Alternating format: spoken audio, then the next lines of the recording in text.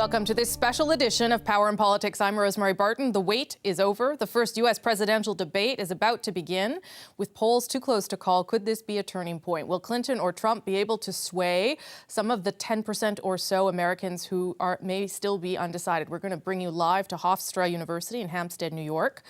In just a moment, Lester Holt, the moderator, has taken his place. But here's our supercharged power panel that will give you full analysis after the debate at around 10:30. In Washington tonight, Politico's Louisa Savage. In Toronto, Amanda Alvaro from Pomp and Circumstance. Here in studio, Tim Powers from Summa Strategies, Media Styles Ian Capstick, and CBC's poll analyst Eric Grenier. In about 15 seconds or less, each one of you. That'll be easy. What are you expecting? Eric, you go first. Well, Trump has been making some gains in the polls, so Hillary Clinton will need to do something to stop that momentum. The best thing that she can do there is to expose his greatest weakness in the polls, which is that a lot of Americans don't think he has the right temperament to be the president. Amanda. Well, this is all about performance versus policy. Can she back him into a corner so that he can't use his broad, sweeping generalizations? And can he put a highlight on the thing that people are most concerned about, her character and her integrity? Ian? From my perspective, I'm going to be looking at how serious is this Donald Trump presidency for Canada? Is he going to come after us on any economic fronts, or are we going to see the sort of wild accusations that are easy to discount again until the next election cycle? Or will Canadian politicians be forced to contend with a Trump that is leading a Clinton by a larger margin than he might be already? Louisa? Can Trump pass the commander-in-chief test as someone you would trust with the nuclear codes? And can he appeal to white upper-income Republicans in the suburbs and the swing states?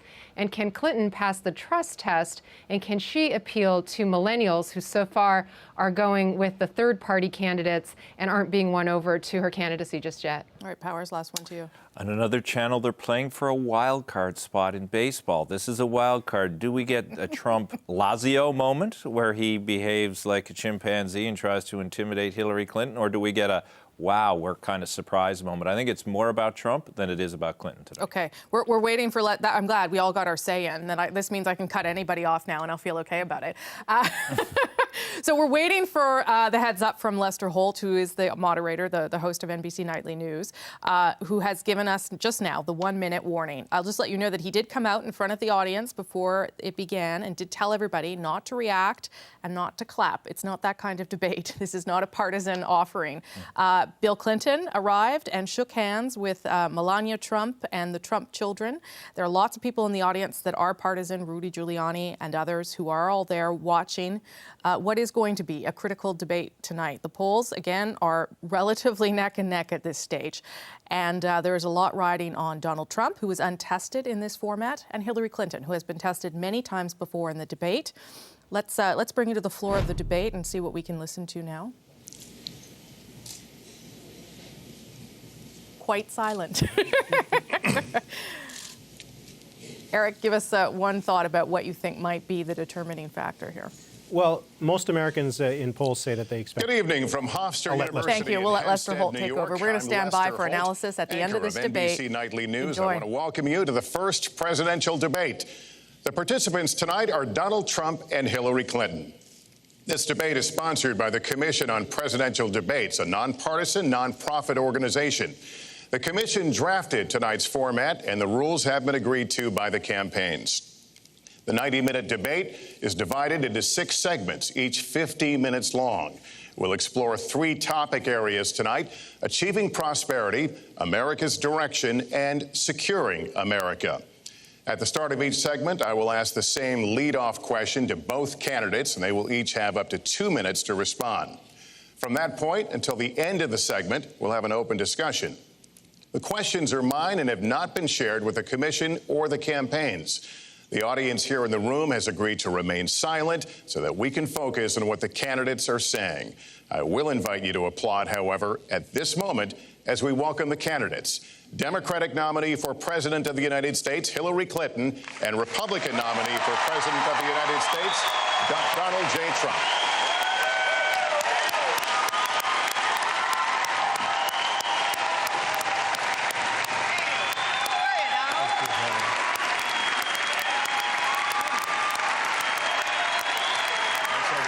Good luck to you. Mr. Trump, good luck to you.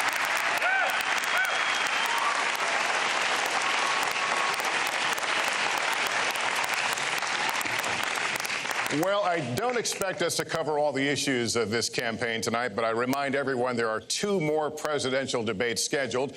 We are going to focus on many of the issues that voters tell us are most important, and we're going to press for specifics.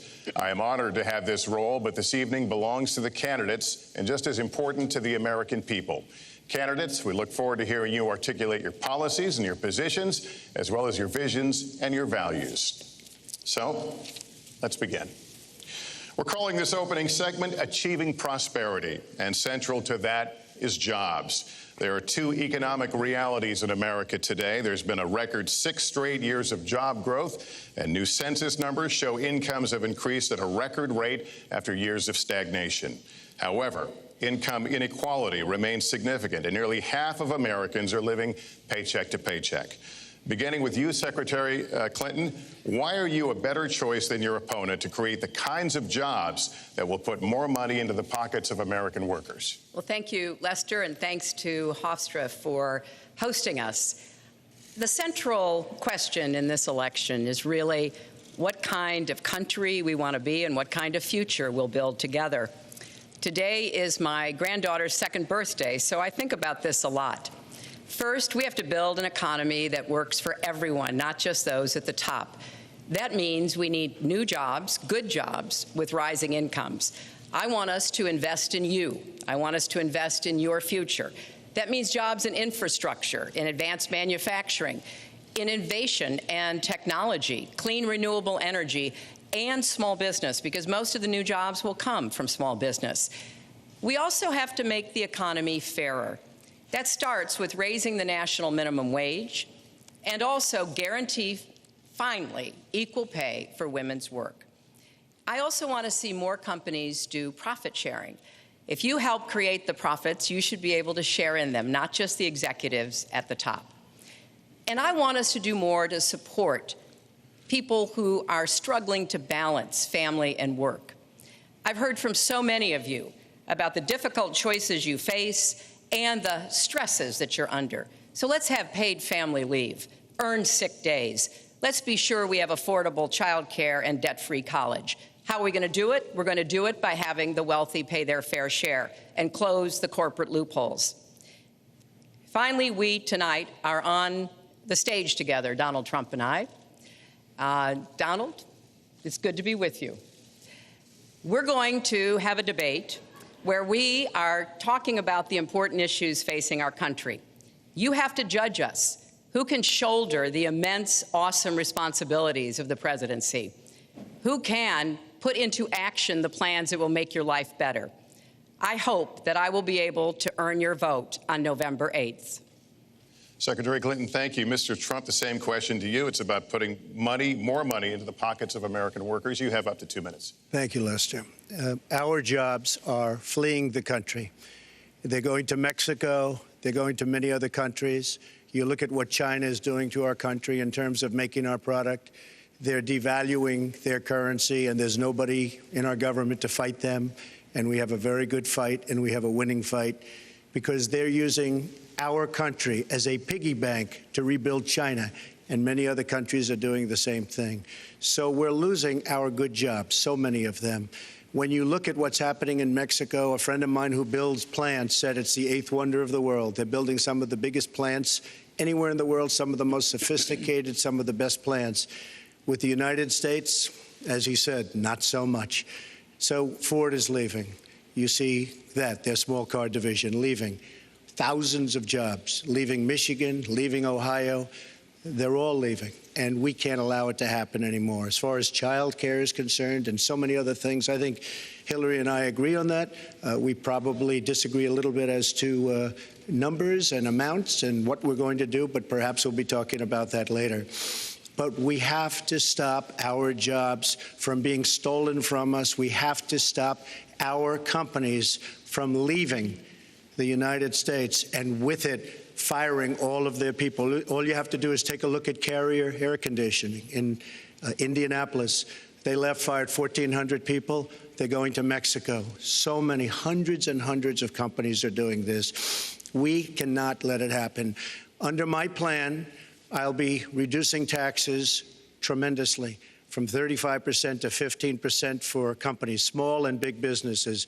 That's going to be a job creator like we haven't seen since Ronald Reagan. It's going to be a beautiful thing to watch. Companies will come, they will build, they will expand, new companies will start, and I look very, very much forward to doing it. We have to renegotiate our trade deals, and we have to stop these countries from stealing our companies and our jobs. Secretary Clinton, would you like to respond?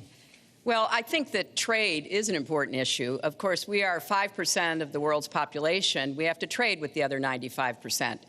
And we need to have smart, fair trade deals. We also, though, need to have a tax system that rewards work and not just financial transactions. And the kind of plan that Donald has put forth would be trickle-down economics all over again. In fact, it would be the most extreme version, the biggest tax cuts for the top percent of the people in this country than we've ever had. I call it trumped up trickle-down, because that's exactly what it would be. That is not how we grow the economy. We just have a different view about what's best for growing the economy, how we make investments that will actually produce jobs and rising incomes.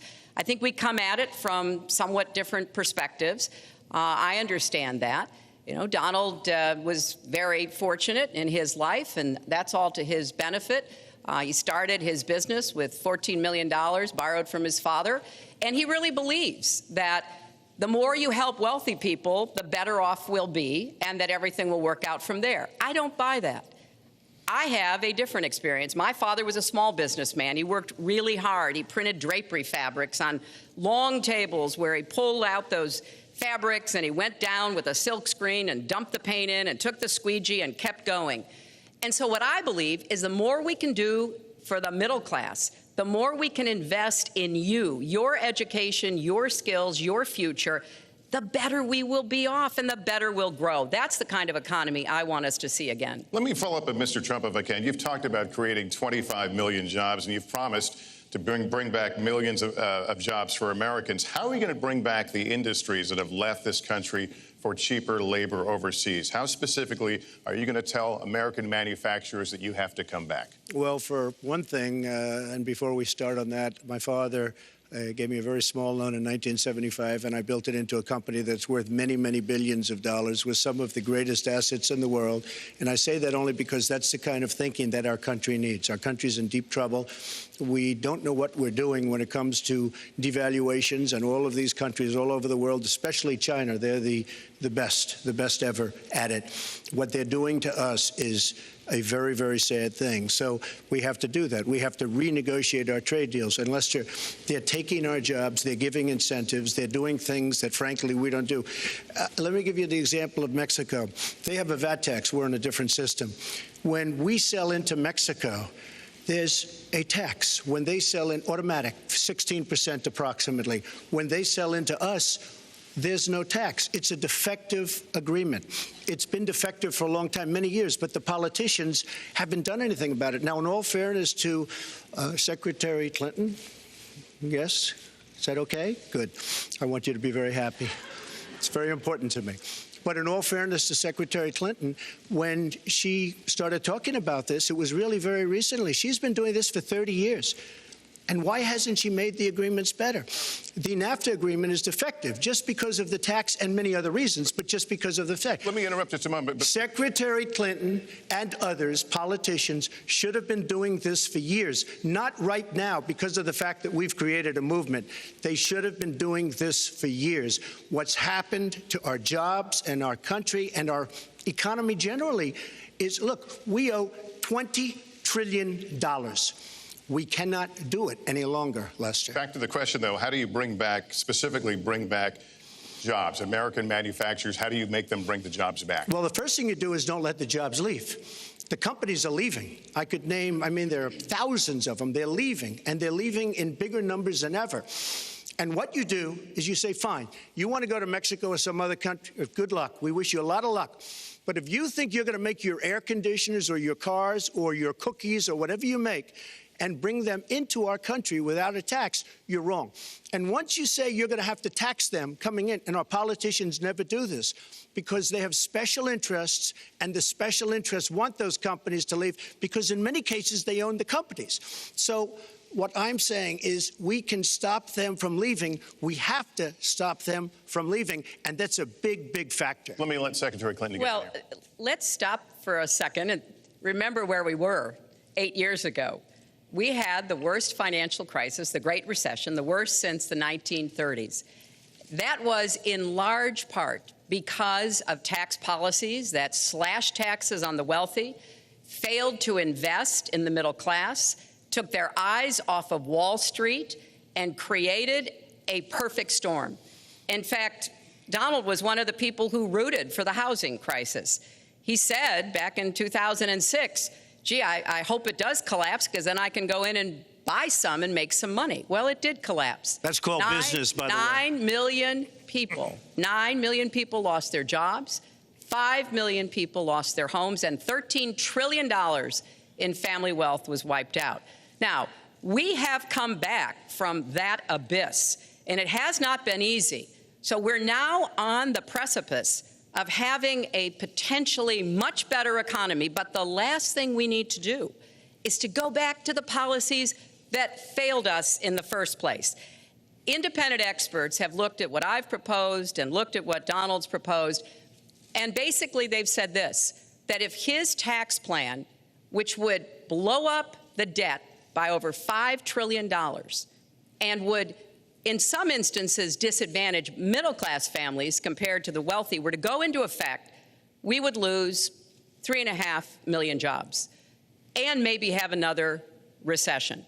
They've looked at my plans and they've said, okay, if we can do this, and I intend to get it done, we will have 10 million more new jobs because we will be making investments where we can grow the economy. Take clean energy.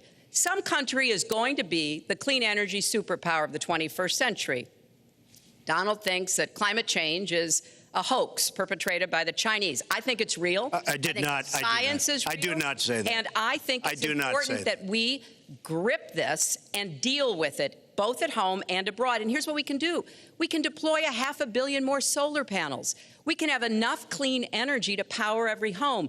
We can build a new modern electric grid. That's a lot of jobs. That's a lot of new economic activity. So I've tried to be very specific about what we can and should do, and I am determined that we're going to get the economy really moving again, building on the progress we've made over the last 8 years, but never going back to what got us in trouble in the first place. Mr. Trump. She talks about solar panels. We invested in a solar company, our country. That was a disaster. They lost plenty of money on that one.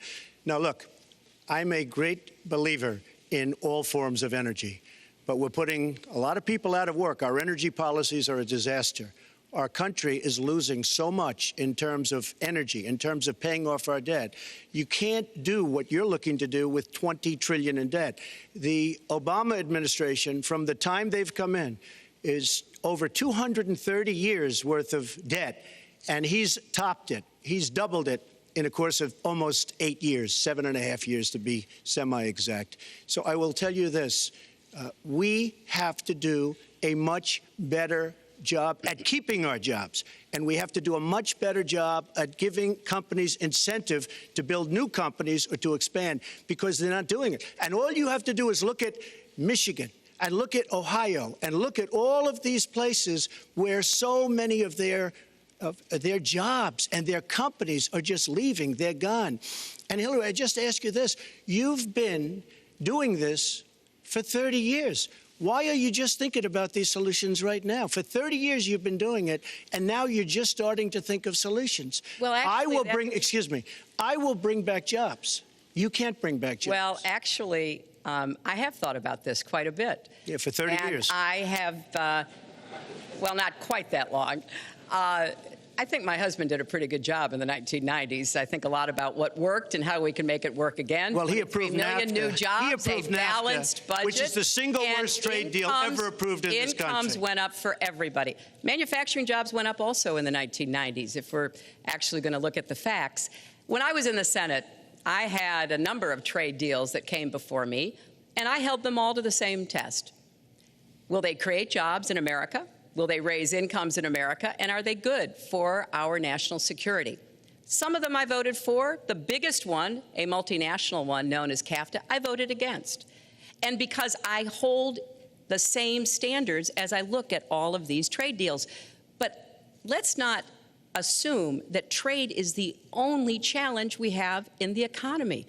I think it is a part of it, and I've said what I'm going to do. I'm going to have a special prosecutor. We're going to enforce the trade deals we have, and we're going to hold people accountable. When I was Secretary of State, we actually increased American exports globally 30%. We increased them to China 50%. So I know how to really work to get new jobs and to get exports that help to create more new jobs. Well, you haven't done it in 30 years or 26 years. Well, any number you I've want to been do. a senator, You Donald, haven't done it. And You haven't I done have it. been a And excuse Secretary me, of State, and I have Your done husband signed a lot. NAFTA, which was one of the worst things that ever happened Well, to the that's your manufacturing opinion. industry. That is your You go to opinion. New England, you go to Ohio, Pennsylvania, you go anywhere you want, Secretary Clinton, and you will see devastation where manufacturing is down 30, 40, sometimes 50%. NAFTA is the worst trade deal maybe ever signed anywhere, but certainly ever signed in this country. And now you want to approve Trans-Pacific Partnership. You were totally in favor of it. Then you heard what I was saying, how bad it is, and you said, I can't win that debate. But you know that if you did win, you would approve that, and that will be almost as bad as NAFTA. Nothing will ever Well, top NAFTA. That is just not accurate. I was against it once it was finally negotiated and the terms were laid out. I wrote about that in... You called it the I gold wrote standard. Well, I hope... You called it the gold standard of trade And deals. You you know said it's what? the finest deal you've ever seen. No. And then you heard what I said about it, and all of a sudden you were against it. Well, Donald, I know you live in your own reality, but Oh, yeah. that is not the facts. The facts are, I did say I hoped it would be a good deal, but when it was negotiated, Not. which I was not responsible for, I concluded it wasn't. I wrote about that. So is it President in my Obama's book fault? Is it before President Obama's you fault? even announced. Look, there Secretary, are different, is it President Obama's fault? There are Because different- he's pushing it. There are different views about what's good for our country, our economy, and our leadership in the world. And I think it's important to look at what we need to do to get the economy going again. That's why I said new jobs with rising incomes, investments, not in more tax cuts that would add $5 trillion to the debt. But you have no in plan. Oh, I do. Secretary, in fact, you I have no written plan. a book about it. It's called Stronger Together. You can pick it up That's tomorrow about all you- Folks, at we're the gonna- bookstore or at an airport near you. We're gonna move to- But it's because I see this. We need to have strong growth, fair growth, sustained growth.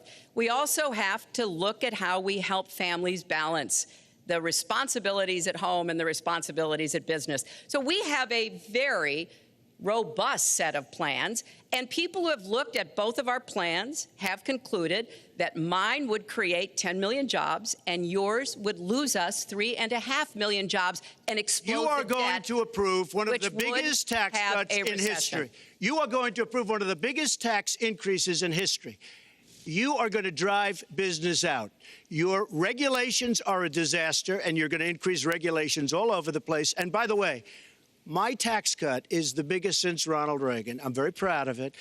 It will create tremendous numbers of new jobs. But regulations, you are going to regulate these businesses out of existence. When I go around, Lester, I tell you this, I've been all over. And when I go around, despite the tax cut, the things that business and people like the most is the fact that I'm cutting regulation. You have regulations on top of regulations, and new companies cannot form, and old companies are going out of business, and you want to increase the regulations and make them even worse. I'm going to cut regulations, but I'm going to cut taxes big league, and you're going to raise taxes big league. End of story. Let me get you to pause right there because we're going to move into the next segment. We're going to talk taxes. That can't be left Please to just take stand. 30 seconds, then we're I gonna go kind on. of assumed that there would be a lot of these charges and claims. And so Facts. we have taken the homepage of my website, HillaryClinton.com, and we've turned it into a fact checker. So if you want to see in real time what the facts are, please go and take a look. Because And what take a I look have at mine proposed also, would and you'll not see. add a penny to the debt. and your plans would add $5 trillion to the debt.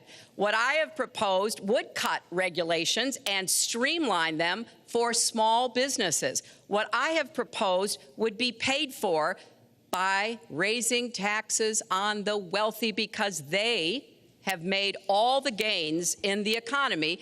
And I think it's time that the wealthy and corporations paid their fair share to support this country. You just opened the next segment. Well, look, could I just finish? I'm going to give you a chance right here. And you take a look at her website. She's going to raise taxes $1.3 trillion. Mr. Trump, and look at her website.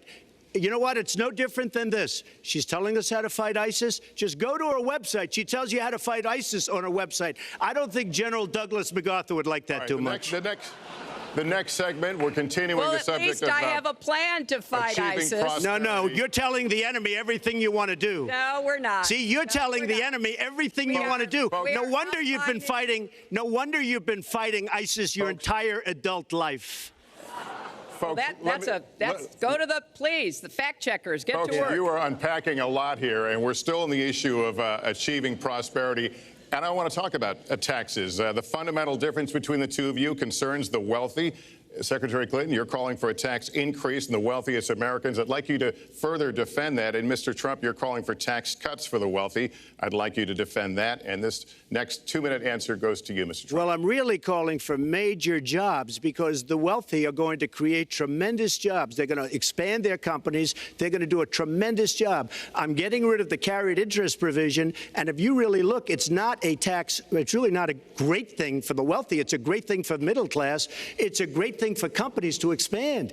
And when these people are going to put billions and billions of dollars into companies, and when they're going to bring $2.5 trillion back from overseas, where they can't bring the money back because politicians like Secretary Clinton won't allow them to bring the money back because the taxes are so onerous and the bureaucratic red tape. So what is so bad? So what they're doing is they're leaving our country, and they're, believe it or not, leaving because taxes are too high and because some of them have lots of money outside of our country, and instead of bringing it back and putting the money to work because they can't work out a deal to, and everybody agrees it should be brought back, instead of that, they're leaving our country to get their money because they can't bring their money back into our country because of bureaucratic red tape, because they can't get together, because we have a president that can't sit them around a table and get them to approve something. And here's the thing.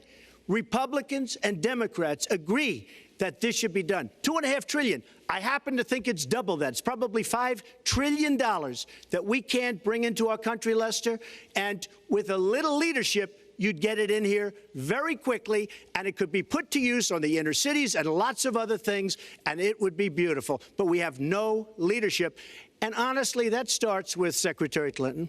All right, you have 2 minutes on the same question to defend tax increases on the wealthiest Americans, Secretary Clinton. I have a feeling that by the end of this evening, I'm going to be blamed for everything that's ever happened. Why not? Why not? Yeah, why not? Just join the debate by saying more crazy things. Now, let me say there's nothing crazy about not letting our companies bring their money back into their country. This is Secretary Clinton's 2 minutes, please. Yeah, well, let's start the clock again, Lester. We've looked at your tax proposals. I don't see changes in the corporate tax rates or the kinds of proposals you're referring to that would cause the repatriation, bringing back of money that's stranded overseas. I happen to then you support didn't read that. it. I happen to support that in a way that will actually work to our benefit.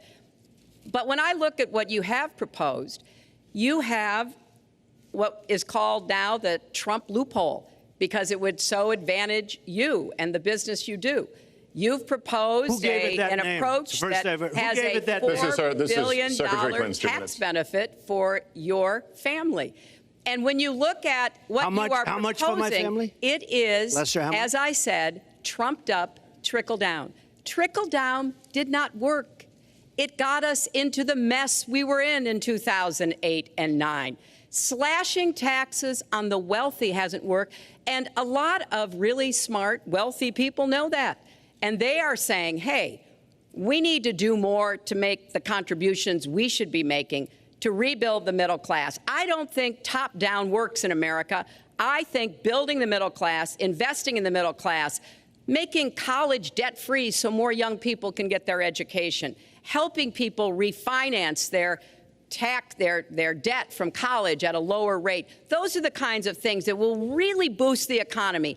Broad-based, inclusive growth is what we need in America, not more advantages for people at the very top.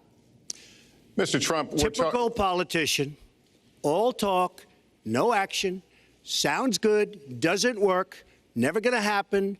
Our country is suffering because people like Secretary Clinton have made such bad decisions in terms of our jobs and in terms of what's going on. Now, look, we have the worst revival of an economy since the Great Depression.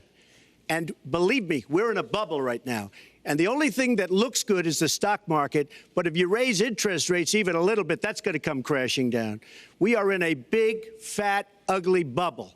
And we better be awfully careful. And we have a Fed that's doing political things. This Janet Yellen of the Fed is doing political by keeping the interest rates at this level.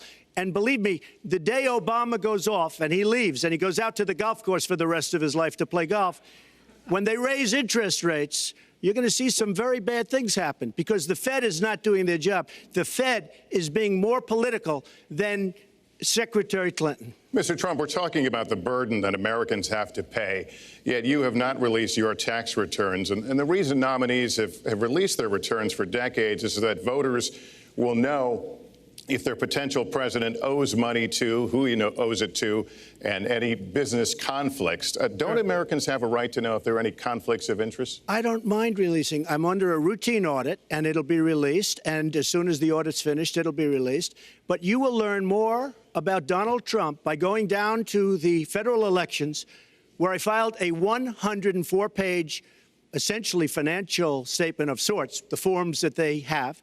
It shows income. In fact, the income, I just looked today, the income is filed at $694 million for this past year. $694 million.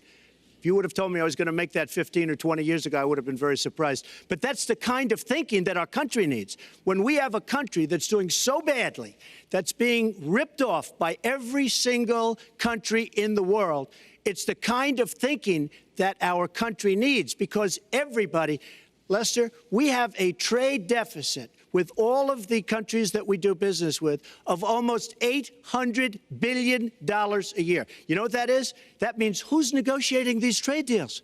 We have people that are political hacks negotiating our trade deals. The IRS says an audit of your taxes, you're perfectly free to release your taxes during an audit. And so the question, does the public's right to know outweigh your personal? Well, I told you, I will release them as soon as the audit. Look, I've been under audit almost for 15 years. I know a lot of wealthy people that have never been audited. I said, do you get audited? I get audited almost every year. And in a way, I should be complaining. I'm not even complaining. I don't mind it. It's almost become a way of life. I get audited by the IRS, but other people don't. I will say this. We have a situation in this country that has to be taken care of. I will release my tax returns against my lawyer's wishes when she releases her 33,000 emails that have been deleted. As soon as she releases them, I will release my tax returns. And that's against my lawyers. They say, don't do it. I will tell you this. No, in fact, watching shows, reading the papers, almost every lawyer says, you don't release your returns until the audit's complete. When the audit's complete, I'll do it. But I would go against them if she releases her email. So it's negotiable? It's not negotiable. No, let her release the email. Why did she delete 33,000? Well, I'll let her ask that, but let me just admonish the audience one more time. There was an agreement. We did ask you to be silent, so it would be helpful for us. Secretary Clinton. Well, I think you've just seen another example of bait and switch here. For 40 years, everyone running for president has released their tax returns. You can go and see nearly, I think, 39, 40 years of our tax returns, but everyone has done it. We know the IRS has made clear there is no prohibition on releasing it when you're under audit. So you've got to ask yourself, why won't he release his tax returns? And I think there may be a couple of reasons. First, maybe he's not as rich as he says he is. Second, maybe he's not as charitable as he claims to be. Third, we don't know all of his business dealings, but we have been told through investigative reporting that he owes about $650 million to Wall Street and foreign banks. Or maybe he doesn't want the American people, all of you watching tonight, to know that he's paid nothing in federal taxes, because the only years that anybody's ever seen were a couple of years when he had to turn them over to state authorities when he was trying to get a casino license, and they showed he didn't pay any federal income tax. So That makes if me he's smart. paid zero, that means zero for troops, zero for vets, zero for schools or health. And I think probably he's not all that enthusiastic about having the rest of our country see what the real reasons are, because it must be something really important, even terrible, that he's trying to hide. And the financial disclosure statement, they don't give you the tax rate. They don't give you all the details that tax returns would. And it just seems to me that this is something that the American people deserve to see. And I have no reason to believe that he's ever going to release his tax returns, because there's something he's hiding. And we'll guess. We'll keep guessing at what it might be that he's hiding. But I think the question is, were he ever to get near the White House, what would be those conflicts? Who does he owe money to? Well, he owes you the answers to that, and he should provide them. He also raised the issue of your emails. Do you want to respond to that? I do. You know, I made a mistake using a private email. That's for sure. And if I had to do it over again, I would obviously do it differently. But I'm not going to make any excuses. It was a mistake, and I take responsibility for that. Mr. Trump? That was more than a mistake. That was done purposely, okay? That was not a mistake. That was done purposely. When you have your staff taking the Fifth Amendment, taking the Fifth, so they're not prosecuted. When you have the man that set up the illegal server taking the Fifth, I think it's disgraceful. And believe me, this country thinks it's disgraceful. It really thinks it's disgraceful also. As far as my tax returns, you don't learn that much from tax returns, that I can tell you. You learn a lot from financial disclosure. And you should go down and take a look at that. The other thing, I'm extremely underleveraged. The report that said 650, which, by the way, a lot of friends of mine that know my business said, boy, that's really not a lot of money. It's not a lot of money relative to what I had. The buildings that were in question, they said in the same report, which was actually, it wasn't even a bad story, to be honest with you, but the buildings are worth $3.9 billion. And the 650 isn't even on that. But it's not 650. It's much less than that. But I could give you a list of banks. I would, if that would help you, I would give you a list of banks. These are very fine institutions, very fine banks. I could do that very quickly. I am very underleveraged. I have a great company. I have a tremendous income. And the reason I say that is not in a braggadocious way. It's because it's about time that this country had somebody running it that has an idea about money. When we have $20 trillion in debt and our country's a mess. You know, it's one thing to have $20 trillion in debt and our roads are good and our bridges are good and everything's in great shape. Our airports are like from a third world country. You land at LaGuardia, you land at Kennedy, you land at LAX, you land at Newark, and you come in from Dubai and Qatar and you see these incredible, you come in from China, you see these incredible airports, and you land, we've become a third world country. So, the worst of all things has happened. We owe $20 trillion, and we're a mess. We haven't even started. And we've spent $6 trillion in the Middle East, according to a report that I just saw, whether it's 6 or 5, but it looks like it's 6. $6 trillion in the Middle East. We could have rebuilt our country twice. And it's really a shame. And it's politicians like Secretary Clinton that have caused this problem. Our country has tremendous problems. We're a debtor nation, we're a serious debtor nation, and we have a country that needs new roads, new tunnels, new bridges, new airports, new schools, new hospitals. And we don't have the money because it's been squandered on so many of your ideas. Let you and respond, maybe and we'll move to our because next. you haven't paid any federal income tax for a lot of years. And the other thing I think is important. It would be squandered too, believe me. If your main claim to be president of the United States is your business, then I think we should talk about that. You know, your campaign manager said that you built a lot of businesses on the backs of little guys. And indeed, I have met a lot of the people who were stiffed by you and your businesses, Donald. I've met dishwashers, painters, architects, glass installers, marble installers, drapery installers, like my dad was, who you refused to pay when they finished the work that you asked them to do. We have an architect in the audience who designed one of your clubhouses at one of your golf courses. It's a beautiful facility. It immediately was put to use, and you wouldn't pay what the man needed to be paid, what he was charging you. Maybe to he do. didn't do a good job, and I was Well, unsatisfied with his work, which our country should do the too. thousands of people that you have stiffed over the course of your business not deserve some kind of apology from someone who has taken their labor, taken the goods that they produced, and then refused to pay them? I can only say that I'm certainly relieved that my late father never did business with you. He provided a good middle-class life for us, but the people he worked for, he expected the bargain to be kept on both sides. And when we talk about your business, you've taken business bankruptcy 6 times. There are a lot of great business people that have never taken bankruptcy once. You call yourself the king of debt. You talk about leverage. You even at one time suggested that you would try to negotiate down the national debt of the United States. Well, sometimes there's not a direct transfer of skills from business to government, but sometimes what happened in business would be really bad for government. Let's let Mr. And Trump we need So, yeah, to I think be it's- very I do think clear it's time. about that. Look, it's all words, it's all sound bites. I built an unbelievable company, some of the greatest assets anywhere in the world, real estate assets anywhere in the world, beyond the United States, in Europe, lots of different places. It's an unbelievable company. But on occasion, 4 times, we used certain laws that are there. And when Secretary Clinton talks about people that didn't get paid, first of all, they did get paid a lot, but taking advantage of the laws of the nation. Now, if you want to change the laws, you've been there a long time, change the laws. But I take advantage of the laws of the nation because I'm running a company. My obligation right now is to do well for myself, my family, my employees, for my companies. And that's what I do.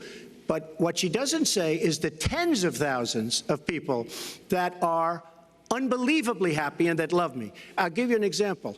We're just opening up on Pennsylvania Avenue, right next to the White House.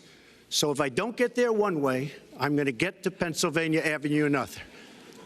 But we're opening the old post office. Under budget, ahead of schedule, saved tremendous money. I'm a year ahead of schedule. And that's what this country should be doing. We build roads and they cost 2 and 3 and 4 times what they're supposed to cost. We buy products for our military and they come in at costs that are so far above what they were supposed to be because we don't have people that know what they're doing. When we look at the budget is bad to a large extent because we have people that have no idea as to what to do and how to buy. The Trump International is way under budget and way ahead of schedule. And we should be able to do that for our country. Well, we're well behind schedule, so I want to move to our next segment. We move into our next segment talking about America's direction, and let's start by talking about race. The share of Americans who say race relations are bad in this country is the highest it's been in decades, much of it amplified by shootings of African Americans by police, as we've seen recently in Charlotte and Tulsa.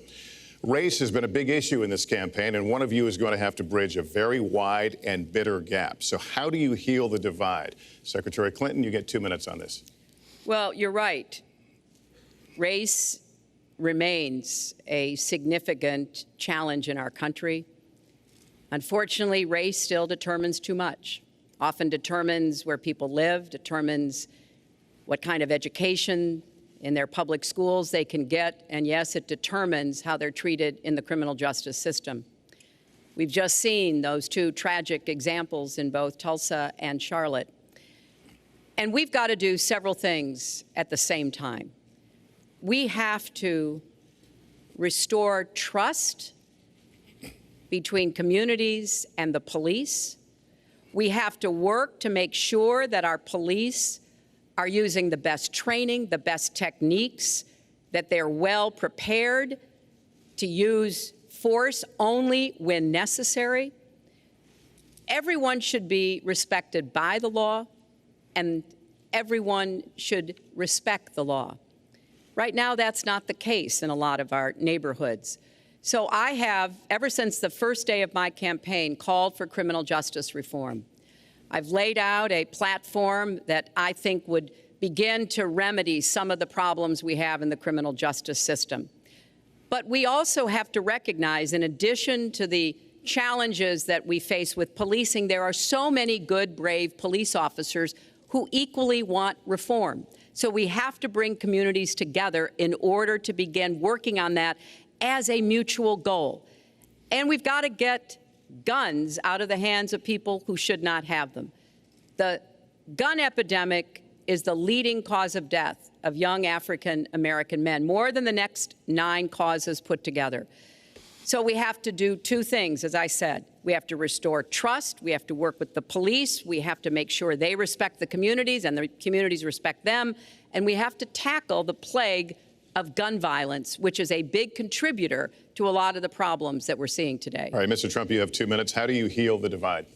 Well, first of all, Secretary Clinton doesn't want to use a couple of words, and that's law and order. And we need law and order. If we don't have it, we're not going to have a country. And when I look at what's going on in Charlotte, a city I love, a city where I have investments, when I look at what's going on throughout various parts of our country, whether it's, I mean, I can just keep naming them all day long. We need law and order in our country. And I just got today, as you know, the endorsement of the Fraternal Order of Police. We just came in. We have endorsements from, I think, almost every police group, a large percentage of them in the United States. We have a situation where we have our inner cities, African Americans, Hispanics, are living in hell because it's so dangerous. You walk down the street, you get shot. In Chicago, they've had thousands of shootings, thousands, since January 1st. Thousands of shootings. And I'm saying, where is this? Is this a war-torn country? What are we doing? And we have to stop the violence. We have to bring back law and order. In a place like Chicago, where thousands of people have been killed, thousands over the last number of years. In fact, almost 4,000 have been killed since Barack Obama became president. Almost 4,000 people in Chicago have been killed. We have to bring back law and order. Now, whether or not in a place like Chicago you do stop and frisk, which worked very well, Mayor Giuliani is here, it worked very well in New York. It brought the crime rate way down. But you take the gun away from criminals that shouldn't be having it. We have gangs roaming the street, and in many cases, they're illegally here, illegal immigrants, and they have guns, and they shoot people. And we have to be very strong, and we have to be very vigilant. We have to know what we're doing. Right now, our police, in many cases, are afraid to do anything. We have to protect our inner cities because African American communities are being decimated by crime. Your 2 minutes has expired, but I do want to follow up. Stop and frisk was ruled unconstitutional in New York because it largely singled out Black and Hispanic young men. No, you're wrong. It went before a judge who was a very against police judge. It was taken away from her, and our new mayor, refused to go forward with the case. They would have won an appeal. If you look at it throughout the country, there are many places where the argument is that it's a form of racial profiling. No, the argument is that we have to take the guns away from these people that have them and that are bad people that shouldn't have them. These are felons. These are people that are bad people that shouldn't be. When you have 3,000 shootings in Chicago from January 1st, when you have 4,000 people killed in Chicago by guns from the beginning of the presidency of Barack Obama, his hometown, you have to have stop and frisk. You need more police. You need a better community relation. You don't have good community relations in Chicago. It's terrible. I have property there. It's terrible what's going on in Chicago.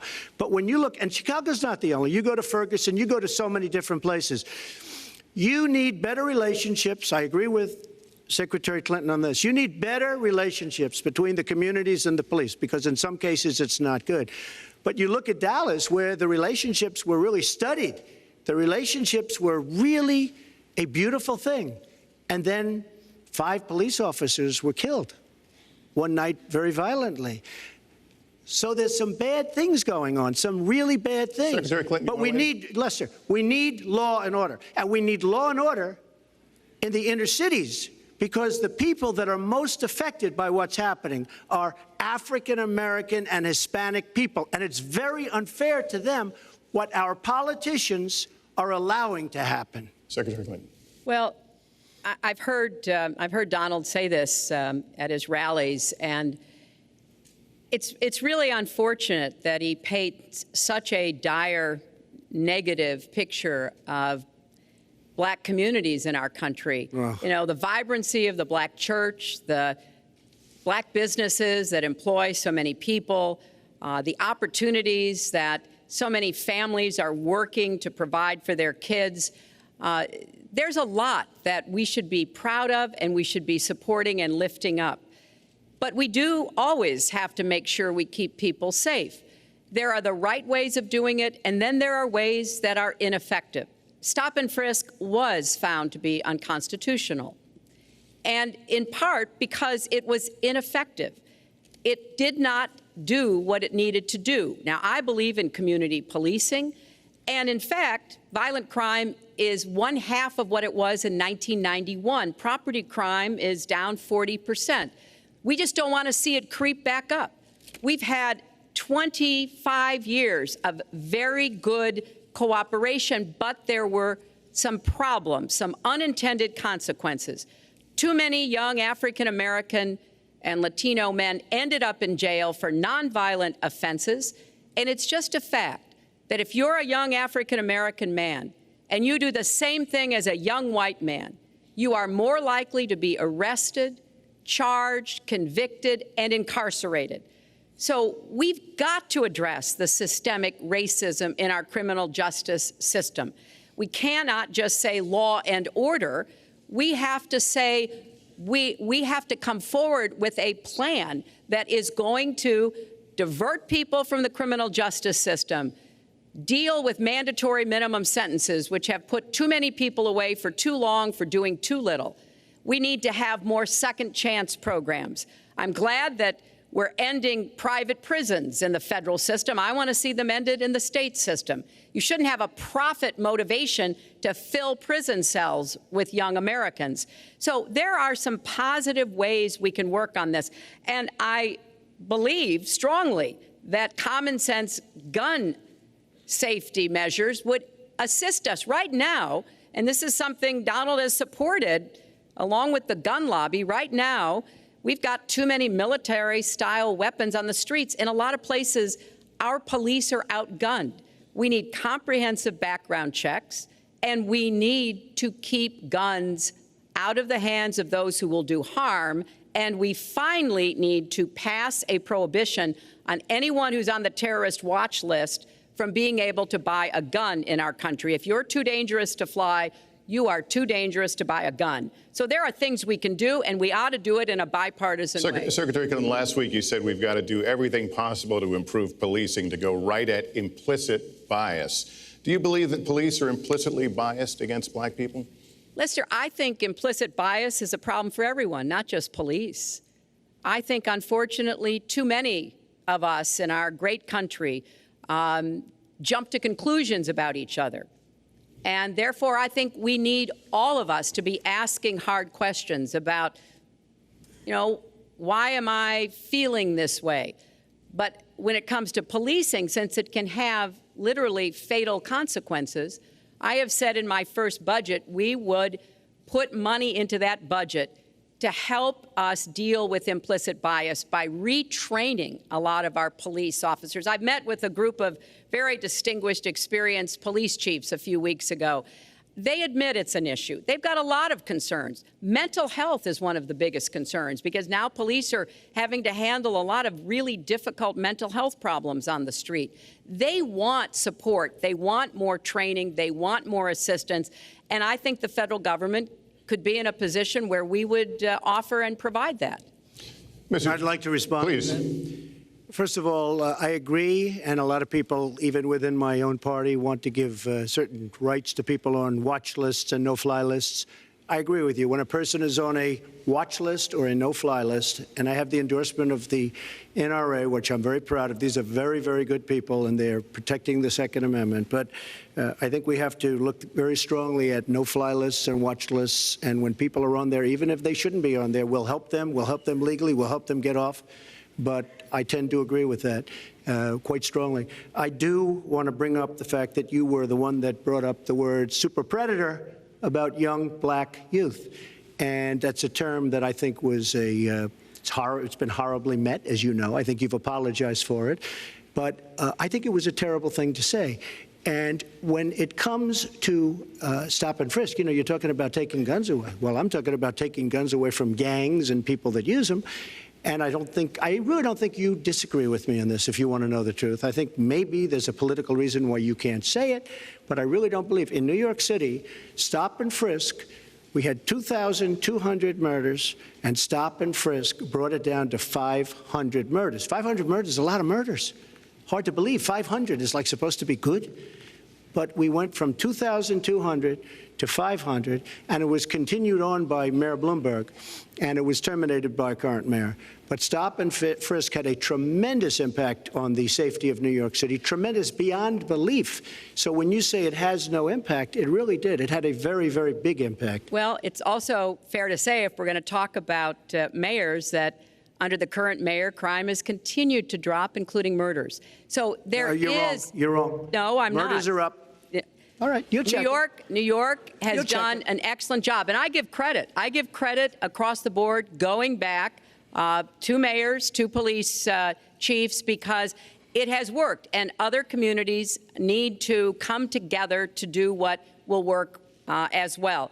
Look, one murder is too many, but it is important that we learn about what has been effective and not go to things that sound good that really did not have the kind of impact that we would want.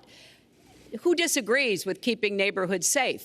But let's also add, no one should disagree about respecting the rights of young men who live in those neighborhoods. And so we need to do a better job of working again with the communities, faith communities, business communities, as well as the police, to try to deal with this problem. This conversation is about race, and so, Mr. Trump, I have to ask you. But I'd like to just respond, if I might. Please, 20 seconds. I'd just like to respond. Please respond, then I've got to follow up. I will. Look, the African-American community has been let down by our politicians. They talk good around election time, like right now, and after the election, they said, see you later, I'll see you in 4 years. The African-American community, look, the community within the inner cities has been so badly treated. They've been abused and used in order to get votes by Democrat politicians, because that's what it is. They've controlled these communities for up to 100 years. Mr. Trump, let me... Well, unbroken. And I will tell you, you look at the inner cities, and I just left Detroit, and I just left Philadelphia, and you've seen me. I've been all over the place. You decided to stay home, and that's okay. But I will tell you, I've been all over, and I've met some of the greatest people I'll ever meet within these communities, and they are very, very upset with what their politicians have told them and what their politicians have done. Mr. Trump, I think Donald just criticized me for preparing for this debate. And yes, I did. And you know what else I prepared for? I prepared to be president, and I think that's a good thing. Mr. Trump, for 5 years, you perpetuated a false claim that the nation's first black president was not a natural-born citizen. You questioned his legitimacy. In the last couple of weeks, you acknowledged what most Americans have accepted for years: the president was born in the United States. Can you tell us what took you so long? I'll tell you just very simple to say. Sidney Blumenthal works for the campaign and very close friend of Secretary Clinton. and her campaign manager, Patty Doyle, went to, during the campaign, her campaign against President Obama, fought very hard. And you can go look it up and you can check it out. And if you look at CNN this past week, Patty Solis Doyle was on Wolf Blitzer saying that this happened. Blumenthal sent McClatchy, highly respected reporter at McClatchy, to Kenya to find out about it. They were pressing it very hard. She failed to get the birth certificate. When I got involved, I didn't fail. I got him to give the birth certificate. So I'm satisfied with it, and I'll tell you why I'm satisfied with it. That was in because I want to get on to defeating ISIS, because I want to get on to creating jobs, because I want to get on to having a strong border, because I want to get on to things that are very important to me and that are very important to the country. I'll let you respond. It's important, but I just want to get the answer here. The birth certificate was produced in 2011. You continued to tell the story and question the president's legitimacy in 2012, 13, 14, 15, as recently as January. So the question is, what changed your mind? Well, nobody was pressing it. Nobody was caring much about it. I figured you'd ask the question tonight, of course, but nobody was caring much about it. But I was the one that got him to produce the birth certificate, and I think I did a good job. Secretary Clinton also fought it. I mean, you know, now everybody in mainstream is going to say, oh, that's not true. Look, it's true. Sidney Blumenthal sent a reporter. You just have to take a look at CNN last week, the interview with your former campaign manager, and she was involved. But just like she can't bring back jobs, she can't produce. I'm sorry, I'm just going to follow up, and I will let you respond to that because there's a lot there. But we're talking about racial healing in this segment. What do you say to Americans? Well, it was very, I say nothing. I say nothing because I was able to get him to produce it. He should have produced it a long time before. I say nothing. But let me just tell you, when you talk about healing, I think that I've developed very, very good relationships over the last little while with the African American community. I think you can see that.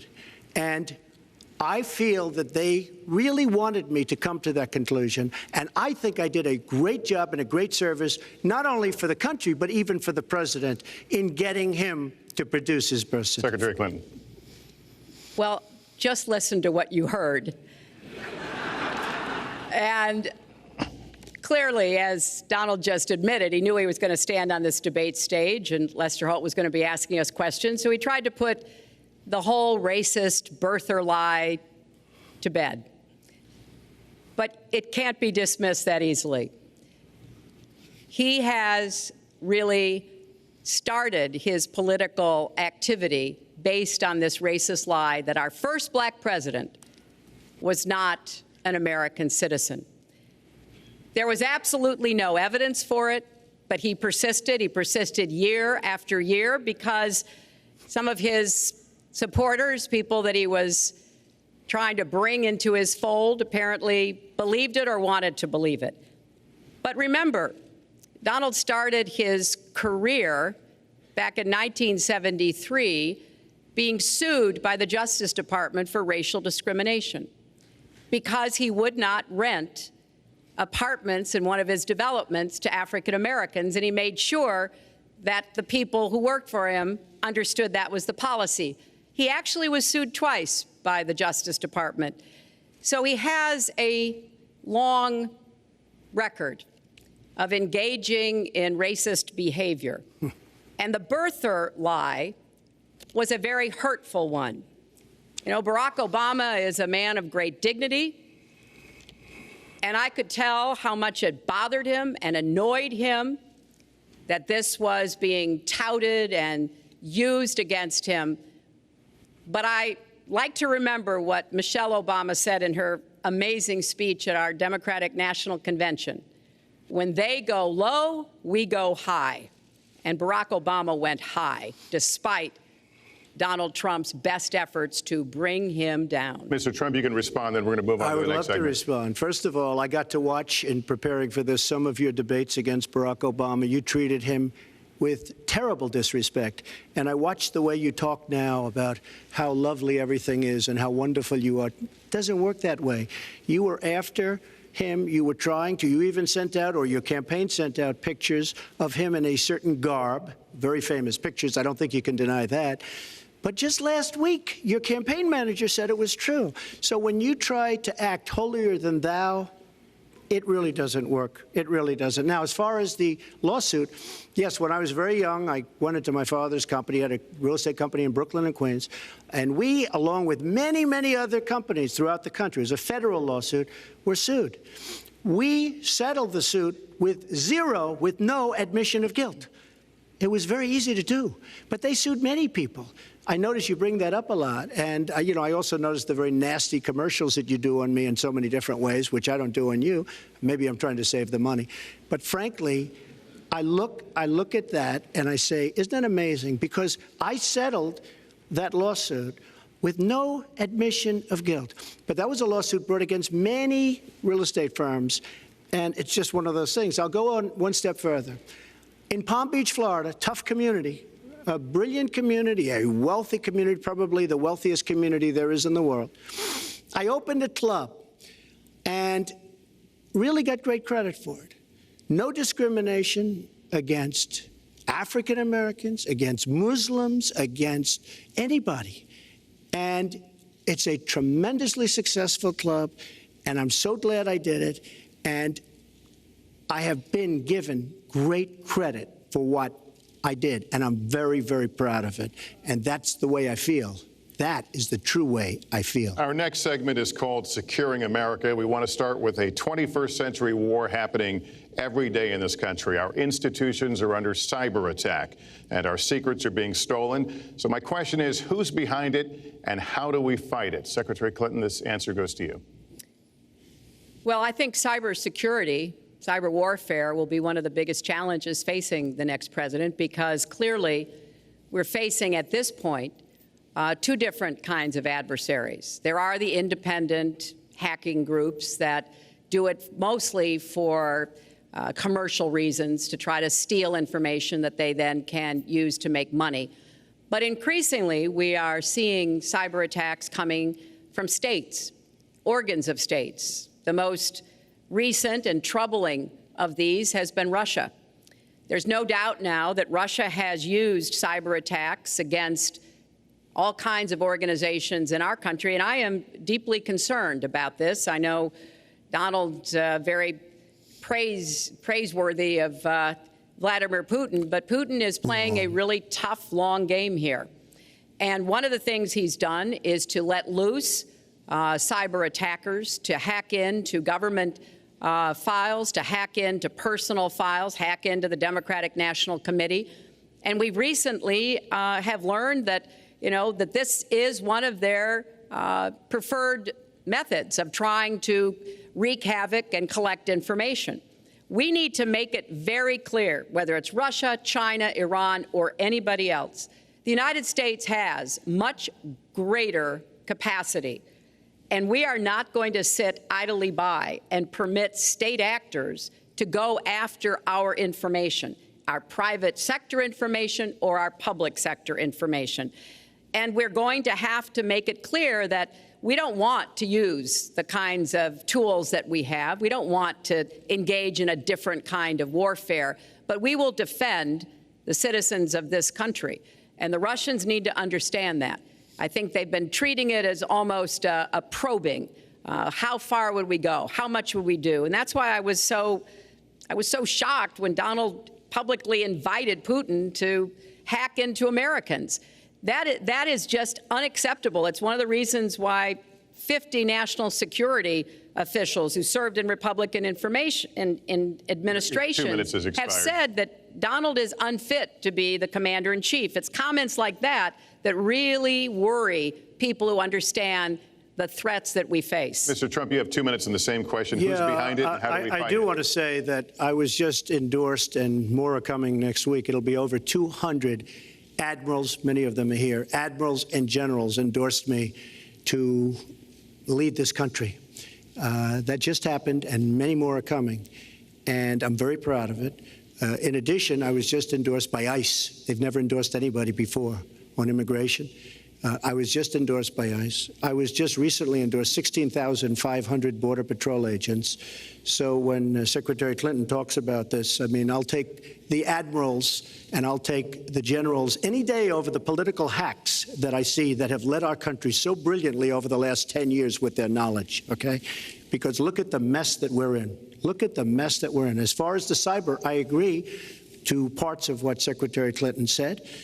We should be better than anybody else, and perhaps we're not. I don't think anybody knows it was Russia that broke into the DNC. She's saying Russia, Russia, Russia, but maybe it was. I mean, it could be Russia, but it could also be China. It could also be lots of other people. It also could be somebody sitting on their bed that weighs 400 pounds, okay?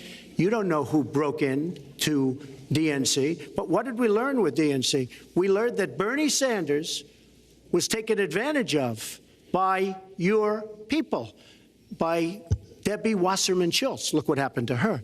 But Bernie Sanders was taken advantage of. That's what we learned. Now, whether that was Russia, whether that was China, whether it was another country, we don't know.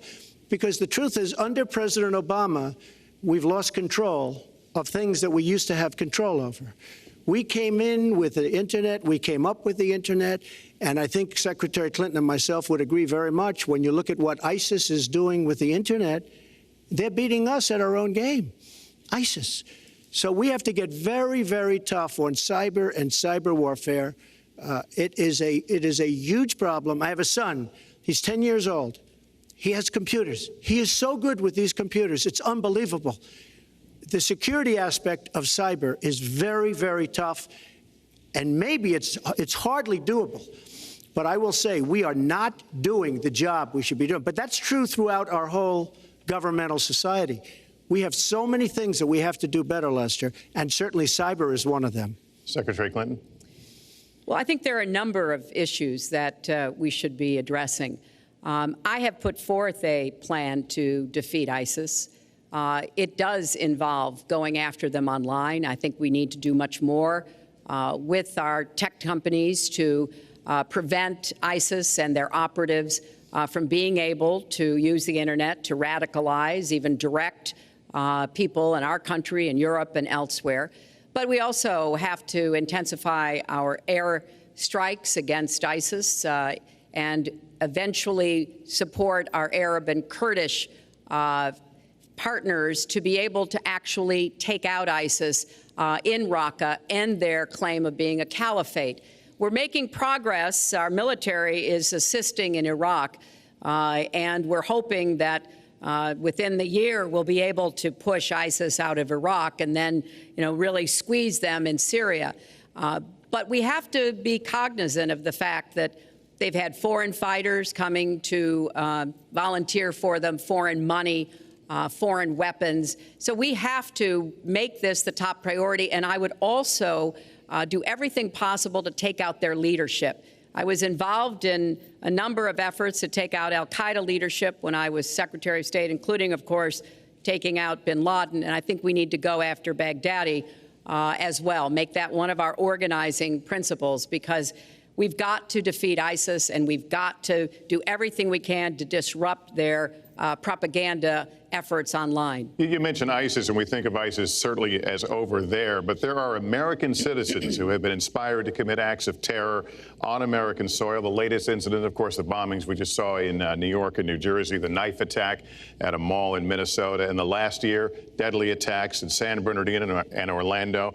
I'll ask this to both of you. Tell us specifically how you would prevent homegrown attacks by American citizens, Mr. Trump. Well, first I have to say one thing, very important. Secretary Clinton is talking about taking out ISIS. We will take out ISIS. Well, President Obama and Secretary Clinton created a vacuum the way they got out of Iraq, because they got out, they shouldn't have been in, but once they got in, the way they got out was a disaster, and ISIS was formed. So she talks about taking them out. She's been doing it a long time. She's been trying to take them out for a long time.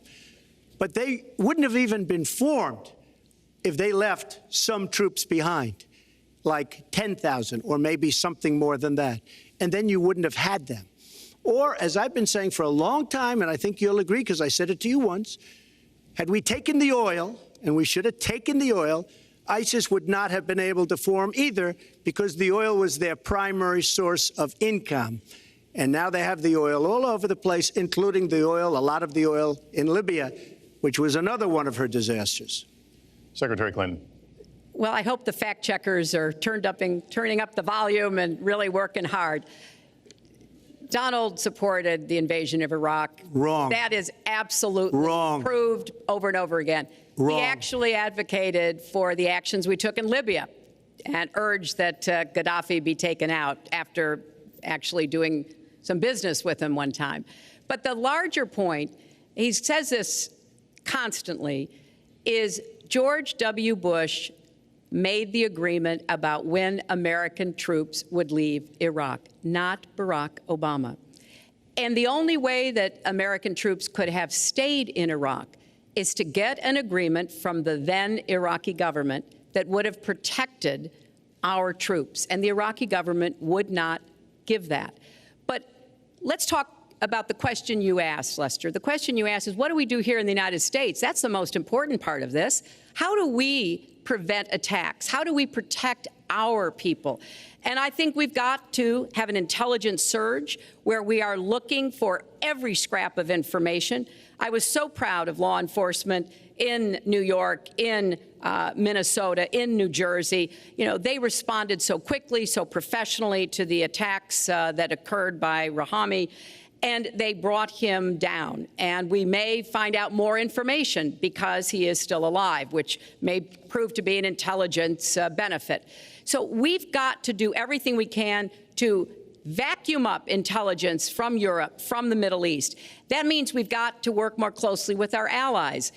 And that's something that Donald has been very dismissive of. We're working with NATO, the longest military alliance in the history of the world, to really turn our attention to terrorism. We're working with our friends in the Middle East, many of which, as you know, are Muslim-majority nations.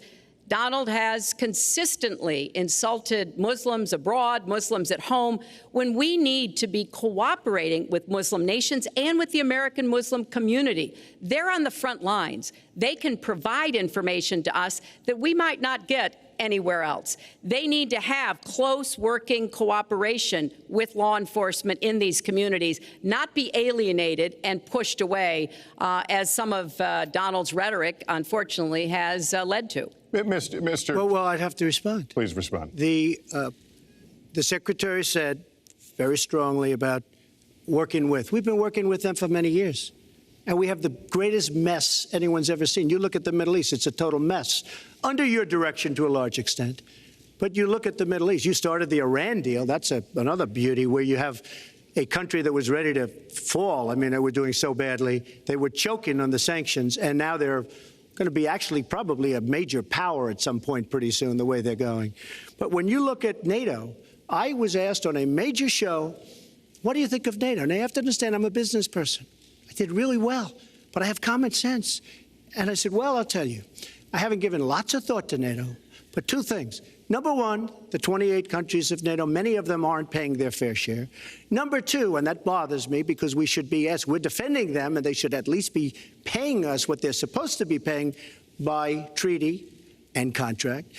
And number two, I said, and very strongly, NATO could be obsolete because, and I was very strong on this, and it was actually covered very accurately in the New York Times, which is unusual for the New York Times, to be honest. But I said they do not focus on terror. And I was very strong, and I said it numerous times. And about 4 months ago, I read on the front page of the Wall Street Journal that NATO is opening up a major terror division. And I think that's great. And I think we should get, because we pay approximately 73% of the cost of NATO. It's a lot of money to protect other people. But I'm all for NATO.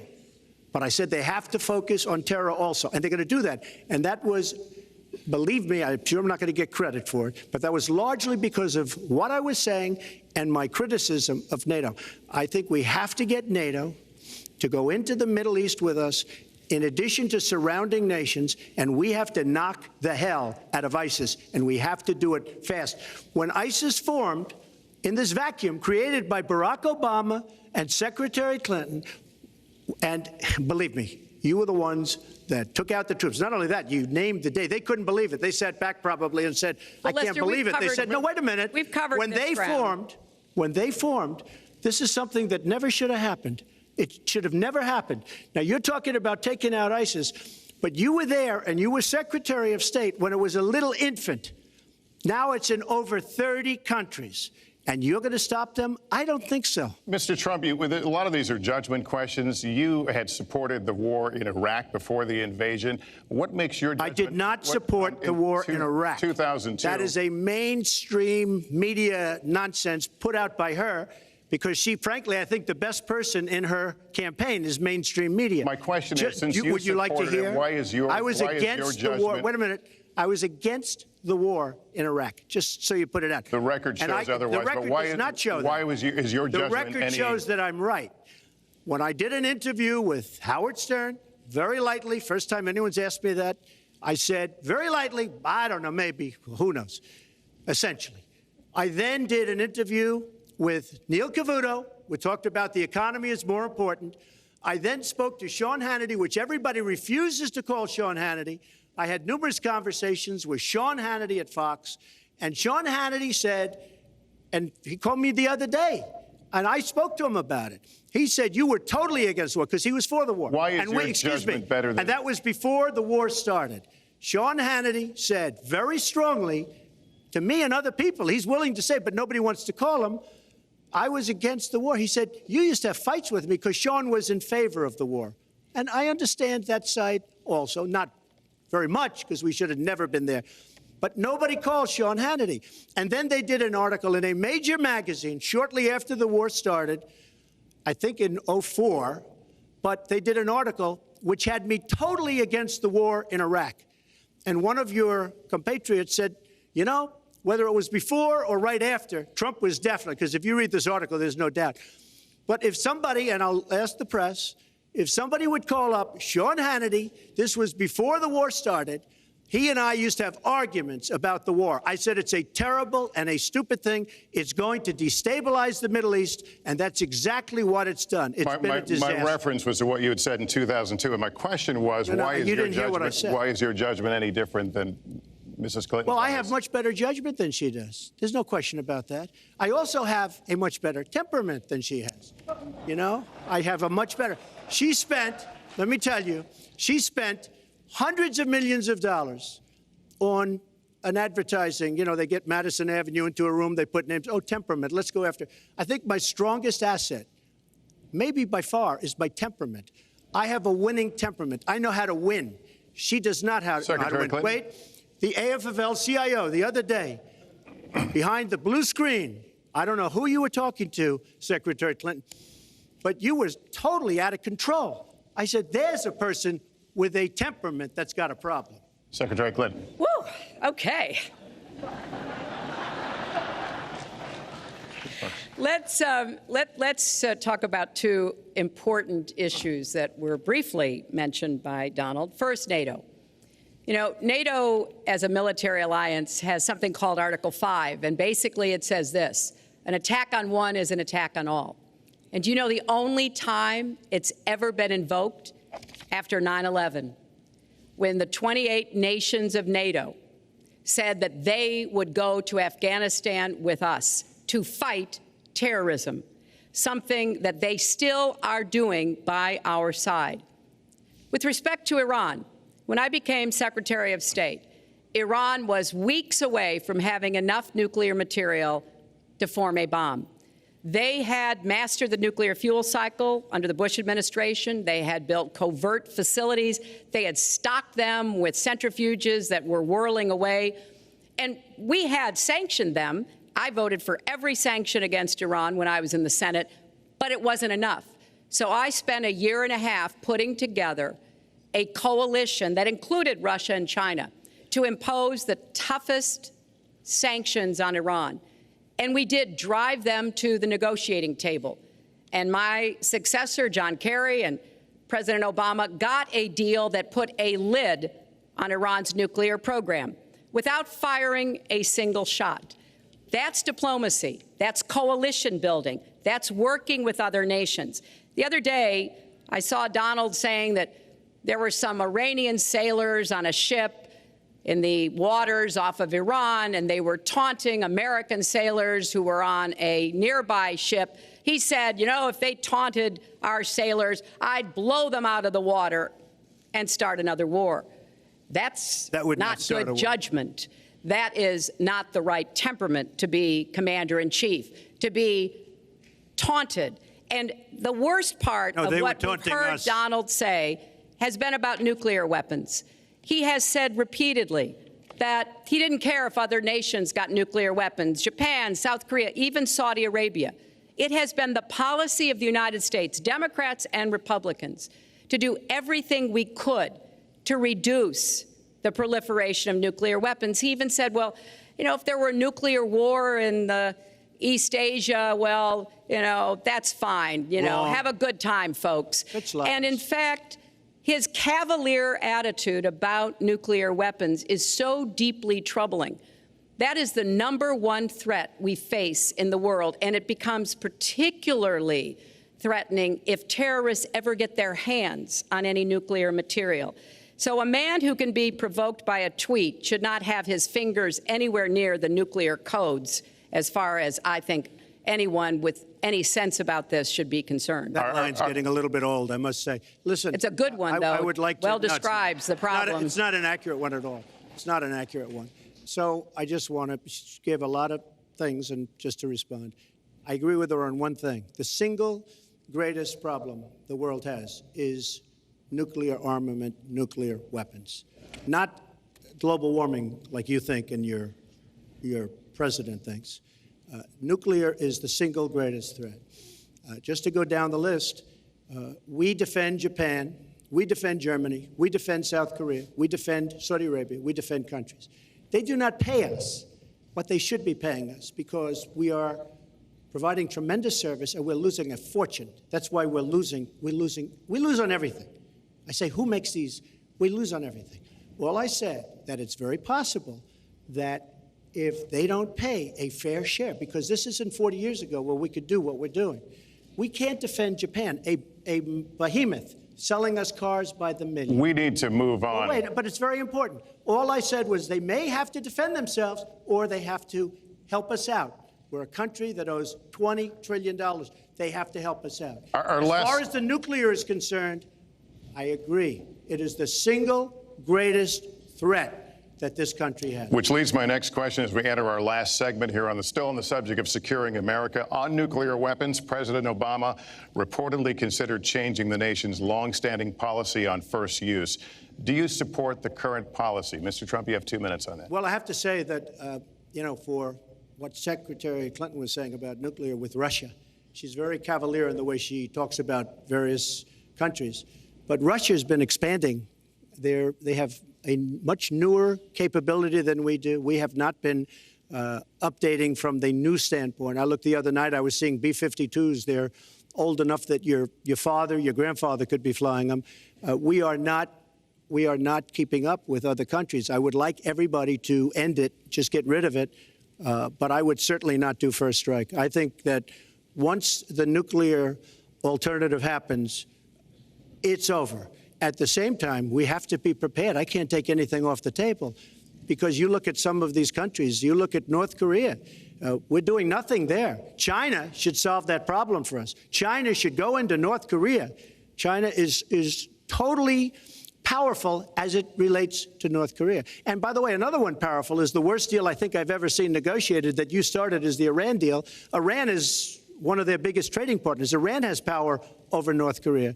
And when they made that horrible deal with Iran, they should have included the fact that they do something with respect to North Korea. And they should have done something with respect to Yemen and all these other places.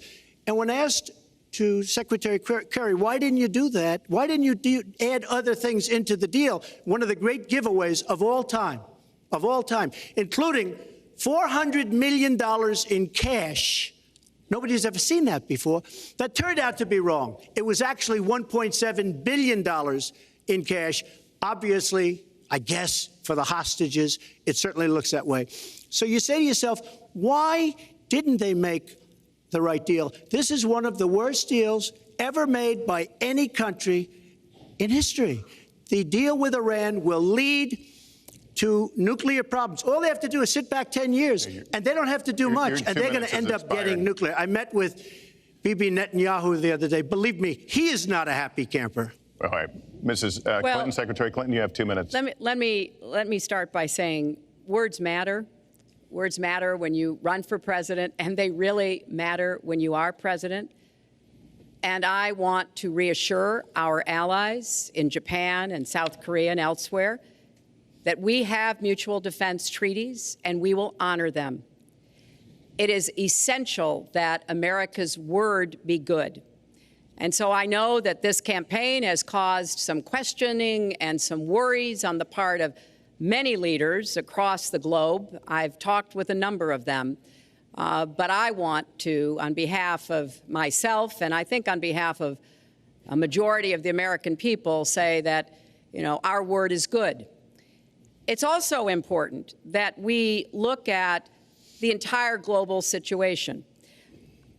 There's no doubt that we have other problems with Iran, but personally, I'd rather deal with the other problems having put that lid on their nuclear program than still to be facing that. And Donald never tells you what he would do. Would he have started a war? Would he have bombed Iran? If he's going to criticize a deal that has been very successful in giving us access to Iranian facilities that we never had before, then he should tell us what his alternative would be. But it's like his plan to defeat ISIS. He says it's a secret plan, but the only secret is that he has no plan. So we need to be more precise in how we talk about these issues. People around the world follow our presidential campaigns so closely, trying to get hints about what we will do. Can they rely on us? Are we going to lead the world with strength and in accordance with our values? That's what I intend to do. I intend to be a leader of our country that people can count on, both here at home and around the world, to make decisions that will further peace and prosperity, but also stand up to bullies, whether they're abroad or at home. We cannot let those who would try to destabilize the world, to interfere with American interests and security, to be given any opportunities at all. Is expired. Lester, one thing I'd like to say. Very quickly. I will go very quickly, but I will tell you that Hillary will tell you to go to her website and read all about how to defeat ISIS, which she could have defeated by never having it, get going in the first place. Right now, it's getting tougher and tougher to defeat them because they're in more and more places, more and more states, more and more nations. Mr. Trump. And it's a big problem. And as far as Japan is concerned, I want to help all of our allies. But we are losing billions and billions of dollars. We cannot be the policeman of the world. We cannot protect countries all over the world where they're not paying us what we need. We have just a few final questions. She doesn't say that because she's got no business ability. We need heart. We need a lot of things. But you have to have some basic ability. And sadly, she doesn't have that. All of the things that she's talking about could have been taken care of during the last 10 years, let's say, while she had great power. But they weren't taken care of. And if she ever wins this race, they won't be taken care of. Mr. Trump, this year, Secretary Clinton became the first woman nominated for president by a major party. Earlier this month, you said she doesn't have, quote, a presidential look. She's standing here right now. What did you mean by that? She doesn't have the look. She doesn't have the stamina. I said she doesn't have the stamina. And I don't believe she does have the stamina. To be president of this country, you need tremendous stamina. The quote was, I just don't think she has a presidential look. Wait a minute, Leslie, you asked me a question. Did you ask me a question?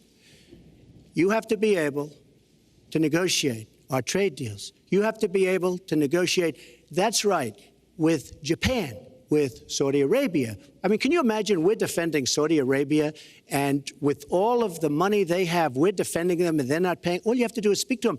Wait, you have so many different things you have to be able to do, and I don't believe that Hillary has the stamina. Let's let her respond. Well, as soon as he travels to 112 countries and negotiates a peace deal, a ceasefire, a release of dissidents, an opening of new opportunities in nations around the world, or even spends 11 hours testifying in front of a congressional committee. He can talk to me about stamina. The world, let me tell you, Hillary has experience, but it's bad experience. We have made so many bad deals during the last, so she's got experience, that I agree, but it's bad experience. Whether it's the Iran deal that you're so in love with, where we gave them $150 billion back, whether it's the Iran deal, whether it's anything you can name, you almost can't name a good deal. I agree. She's got experience, but it's bad experience. And this country can't afford to have another 4 years of that kind of experience. We are at the final question. One thing, Very Lester, quickly, because is, we're at the final question now. he tried to switch from looks to stamina. But this is a man who has called women pigs, slobs, and dogs, and someone who has said pregnancy is an inconvenience to employers, who has said women don't deserve equal pay unless they do as good a job as men. And one of the worst things he said was about a woman in a beauty contest. He loves beauty contests, supporting them and hanging around them. And he called this woman Miss Piggy. Then he called her Miss Housekeeping because she was Latina. Donald, she has a name. Where did you find her this? name Where is did you find Alicia this? Machado. Where did you find and it? she has become a U.S. citizen, and you can bet she's going to vote this November. Okay, good. Let me just tell you. Mr. Trump, we'll just take 10 seconds, and then we're going to have the final question. Hillary is hitting me with tremendous commercials. Some of it said in entertainment. Some of it said somebody who's been very vicious to me, Rosie O'Donnell. I said very tough things to her, and I think everybody would agree that she deserves it, and nobody feels sorry for her. But you want to know the truth? I was going to say something extremely rough to Hillary, to her family, and I said to myself, I can't do it. I just can't do it. It's inappropriate. It's not nice. But she spent hundreds of millions of dollars on negative ads on me, many of which are absolutely untrue. They're untrue and they're misrepresentations.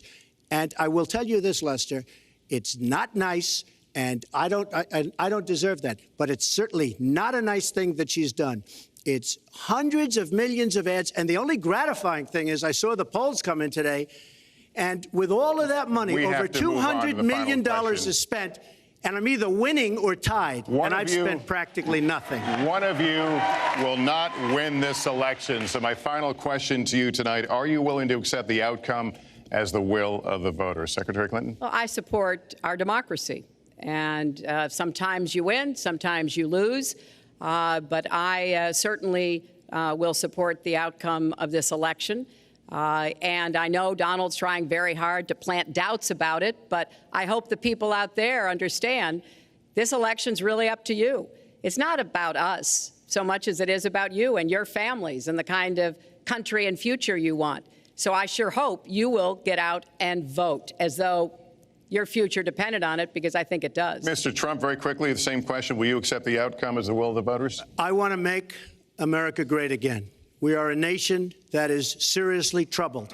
We're losing our jobs. People are pouring into our country. The other day, we were deporting 800 people, and perhaps they passed the wrong button, they pressed the wrong button, or perhaps, worse than that, it was corruption.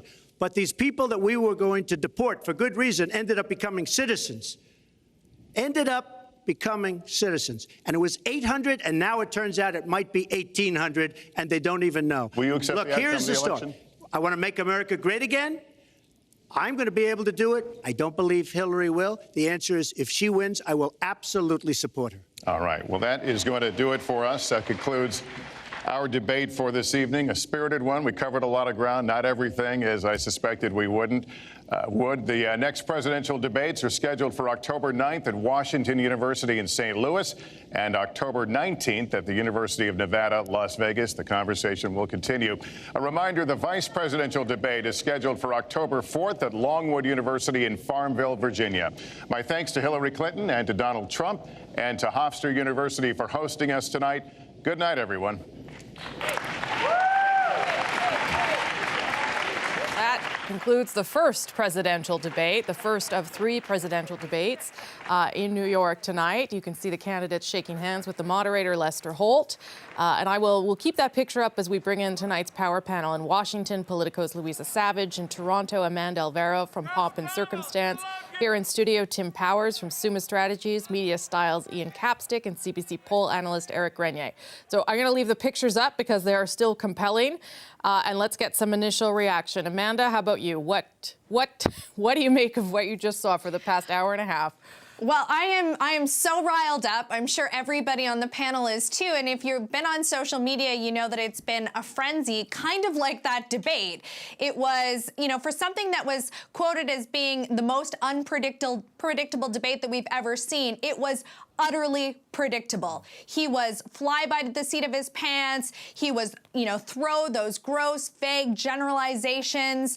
She was much more polished, focused, but maybe a little too canned, maybe a little too scripted. I know there were moments for me where I just wanted her to jump in and hammer him back, and instead she went with a softer, I hope those fact checkers are doing their job. I did think that she had some really powerful moments, particularly near the end of the debate when she fought back on stamina, when she dealt with sexism straight on. I was really glad for those moments. But if I were to sum it up, I would say the debate for him was all about him. The debate for Trump was all about me. The debate for Clinton was all about you. Whether or not people took that away, it was certainly for me, it was about his resume versus her policies. Okay, and I'm still leaving those pictures up because you can see Hillary Clinton and Bill Clinton now shaking hands from some of the people there. Ian, you were raising your eyebrows, so your thoughts initially, and then we can dig into some of the issues, provided we have time. Yeah. I think Rosie Amanda hit the nail right on the head. This was an incredibly predictable debate tonight, and if you could find 2 more unlovable American candidates for the U.S. presidency, I would be shocked. These 2 particular individuals tonight played exactly to the type that we would have expected them to. I mean, almost goes without saying that Donald Trump was an absolute buffoon tonight, but I think that for the record, we should probably suggest that he was not just a buffoon tonight, but he was outwardly racist on several occasions, and quite frankly, he was wrong more times than any given fact checker could possibly count. It's a good thing the entire American media corps is on top of him and every single word that he said. Now, at the flip side, Hillary Clinton really didn't do herself that many particular favors tonight. She didn't particularly excel at some of the attacks that were clearly rehearsed and well practiced. She does not have the charisma of some previous presidential debaters. So all in all, my heavens, what a dreadfully horrific, boring, and disappointing comment on American democracy, to say the least. Tim, and then Louisa. Well, Donald would just say he expected to hear everything Ian said, and he's cultivated the audience, at least the people he wants to talk to in the audience in that regard. What's fascinating for me, though, is we shouldn't dismiss this. Yeah. Trump has clearly calculated, for good or for bad, that his stick works, and he's not backing away from it at all. If you use that overused phrase, he's clearly doubling down on it. You look at his linguistic patterns; they're simple, they're basic. It's us versus them. I'm with you. These politicians are against you. I've made lots of money, so you should hire me. Oh, by the way, I take pride in that I haven't paid taxes and that I dodge the laws, and damn it, that's a good thing. To me, he reminds me of the barroom savant. And that's what he wants to be. Barroom and savant usually don't go together, but they do when you're talking about Donald Trump. And that's what he's calculating will work. On Clinton, I don't think she necessarily was as bad as Amanda was depicting. She could have been better. But coming out of this so far, I don't think anybody lost. And sometimes in a debate, that's the key thing. There will be a lot of traditionalists who looked at this tonight and will say, God, that Donald Trump is terrible. But they're not going to vote for Donald Trump anyway.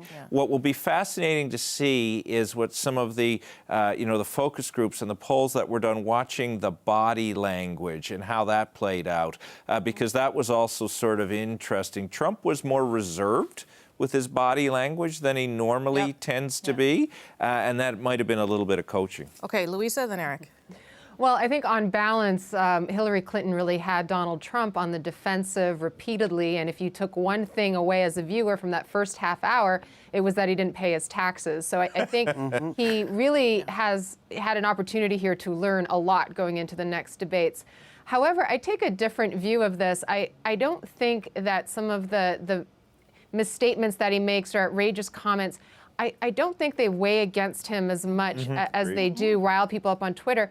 And the reason is, he is not about debating, particular details. He is the candidate that's making a systemic critique, and he's saying she is part of a system that is failing people, that is failing in the Middle East, that's got all these problems, and I'm against the system. And so in the first opening bit of the debate, you really saw him going after trade deals and saying they're costing us jobs. The jobs are leaving. Now, you can fact check that and say, actually the unemployment rate in Ohio is, with the national average. But if you don't have a job, or if you feel that your economic prospects aren't good, then you can relate to this sort of big systemic critique. And that's why I take him seriously. And that's why I think the polls have been so tight, is we've had 8 years of a Democratic administration.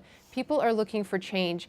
And I don't think Hillary Clinton has quite articulated what change she represents or what vision she represents. She talks about a lot of specific policies, but he's good at giving that broad sweep. So I think he has enormous room for improvement, and he's going to be mocked for all kinds of things. And there were moments where she managed to laugh at him.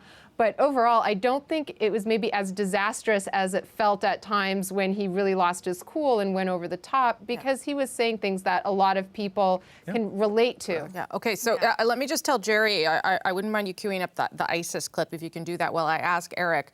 I think that is the question. Did anyone gain any more voters from what happened tonight? Certainly they probably didn't lose any, which I think is Louisa's point, right? Well, they probably didn't lose the people who are already voting for Donald Trump or Hillary Clinton. So it really comes down to that 5 to 10% who are undecided, that 10% who say they're going to vote for Gary Johnson, the Libertarian, Jill Stein, the Green. Those people, if they watch this debate, maybe they haven't seen too much of Trump beyond a few clips, the things they see on the news every night. If they've been watching this whole debate for an hour and a half, are they still going to make the calculation that, no, we don't like Hillary Clinton, so we can maybe live with Donald Trump? Am I going to vote for Gary Johnson because I don't like either of these two candidates? Will they make that calculation and still say that Donald Trump is just as bad or just as good as Hillary Clinton? I'm not so certain that'll be the case, but we'll have to wait and see. We probably won't have much of an indication of what impact this will have on the polls till later in the week, and at least until next week, until we really know what impact they'll be. There's lots of clips. There's lots of clips. Let me just play one, because I think it speaks to what you're all saying when Trump was talking about fighting ISIS. I mean, I think it speaks to he's saying something but not really saying anything, and maybe that's of concern. So let's play that clip. Go to her website. She tells you how to fight ISIS on her website. I don't think General Douglas MacArthur would like that too much. The next segment, we're continuing the subject of I have a plan to fight ISIS. No, you're telling the enemy everything you want to do. No, we're not. See, you're telling the enemy everything you want to do. No wonder you've been fighting. No wonder you've been fighting ISIS your entire adult life. Folks, go to the fact checkers. Get to work.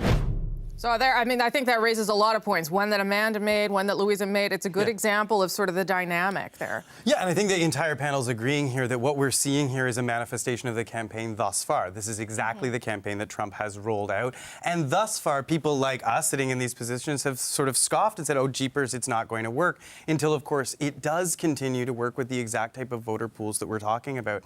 And I think that that's the number one concern as we take a look at this particular debate. When you don't have a clear Hillary Clinton win, when really Hillary Clinton walks away from this debate not losing voters, but not really gaining as much as she could have otherwise potentially gained by knocking him down a few pegs, what we have on our hands here is a Donald Trump who is still gaining on the Democratic Party as it looks today from our vantage point, which again, as Eric has quite rightly said, people in our positions are not particularly great at judging these things right after the fact. And it comes down to the media coverage of it as well, which again goes to how and what the power of Donald Trump's rhetoric is. There are only so many 5 to 10 second blocks you can fill on the nightly news. And he repeats his sentences, and Tim has quite rightly pointed to the sentence structure and how simple he keeps these things so that his message can be ultimately much better controlled than the Clinton message, which is far more articulate, but let's face it, you need 30, 45 seconds to understand some of what she's trying to say. Tim. If we were sitting covering any other debate and a politician in that debate said, I don't pay taxes and I'm smart, and I dodged And the I'm laws. not worried about Take advantage of the nuclear system. weapons. And I don't pay laws, Yeah. and came up with that convoluted story about birthers. Or the and, 400-pound hacker sitting on the bed hacking That's the DNC. apparently Chris Christie. People Indeed. on Twitter have told me that. But look But at it's- the context that he said it in. He said, I don't pay taxes because I'm smart. And then later he went on to say it would have been squandered. And that's sort of part of this bigger Part of the the systemic critique that anti-establishment he's narrative. It's yes. the anti-establishment thing. That's why he gets away with it. I've been watching this thinking, if you're an educated, wealthier voter in the suburbs who would have voted for Romney or did vote for Romney, but couldn't quite get on the Trump wagon or have been waiting to see, did he say anything that put him now over the line, beyond the pale, unacceptable? Or if you're a Hill Republican, did he do anything that was outrageous? Did he talk about the size of his genitalia? I mean, we didn't have that in this debate. We had a few over-the-top moments, a few misstatements, actually, by both of them. But he didn't do anything that was so completely outrageous. I think the back and forth about Obama's birth certificate Yeah, he did. For was, some was very Republicans, harmful Louisa, to and him. here's what I think it is. For some Republicans, he went after free Tim's trade. next. Tim is right? next. I mean, and I'll toss right to Tim. But for some conservatives, he went after conservatism writ large today. So there are people like the previous presidents in the United States who are Republican who are very uncomfortable with him going after things like NAFTA and TPP because that's where their bread is buttered. Well, Let's not yeah, think well, that But Dick he's been, Cheney doesn't he's been have saying to. that for a long time. Okay, Yeah. Tim's turn. Yeah. Tim's turn. Well, it's fascinating, Rick. Go back to the beginning of the debate, and where Clinton, I thought, was clever at the beginning, she tried to establish the frame. And she used two questions. What kind of country do you want, and who can shoulder responsibility? And though she was extremely detailed, as she often is in answering that, she stuck more to her particular narrative, I think, and she's going to want to try and leave that there. You saw her often talking about Trump trickle-down economics, trying to leave that in people's minds.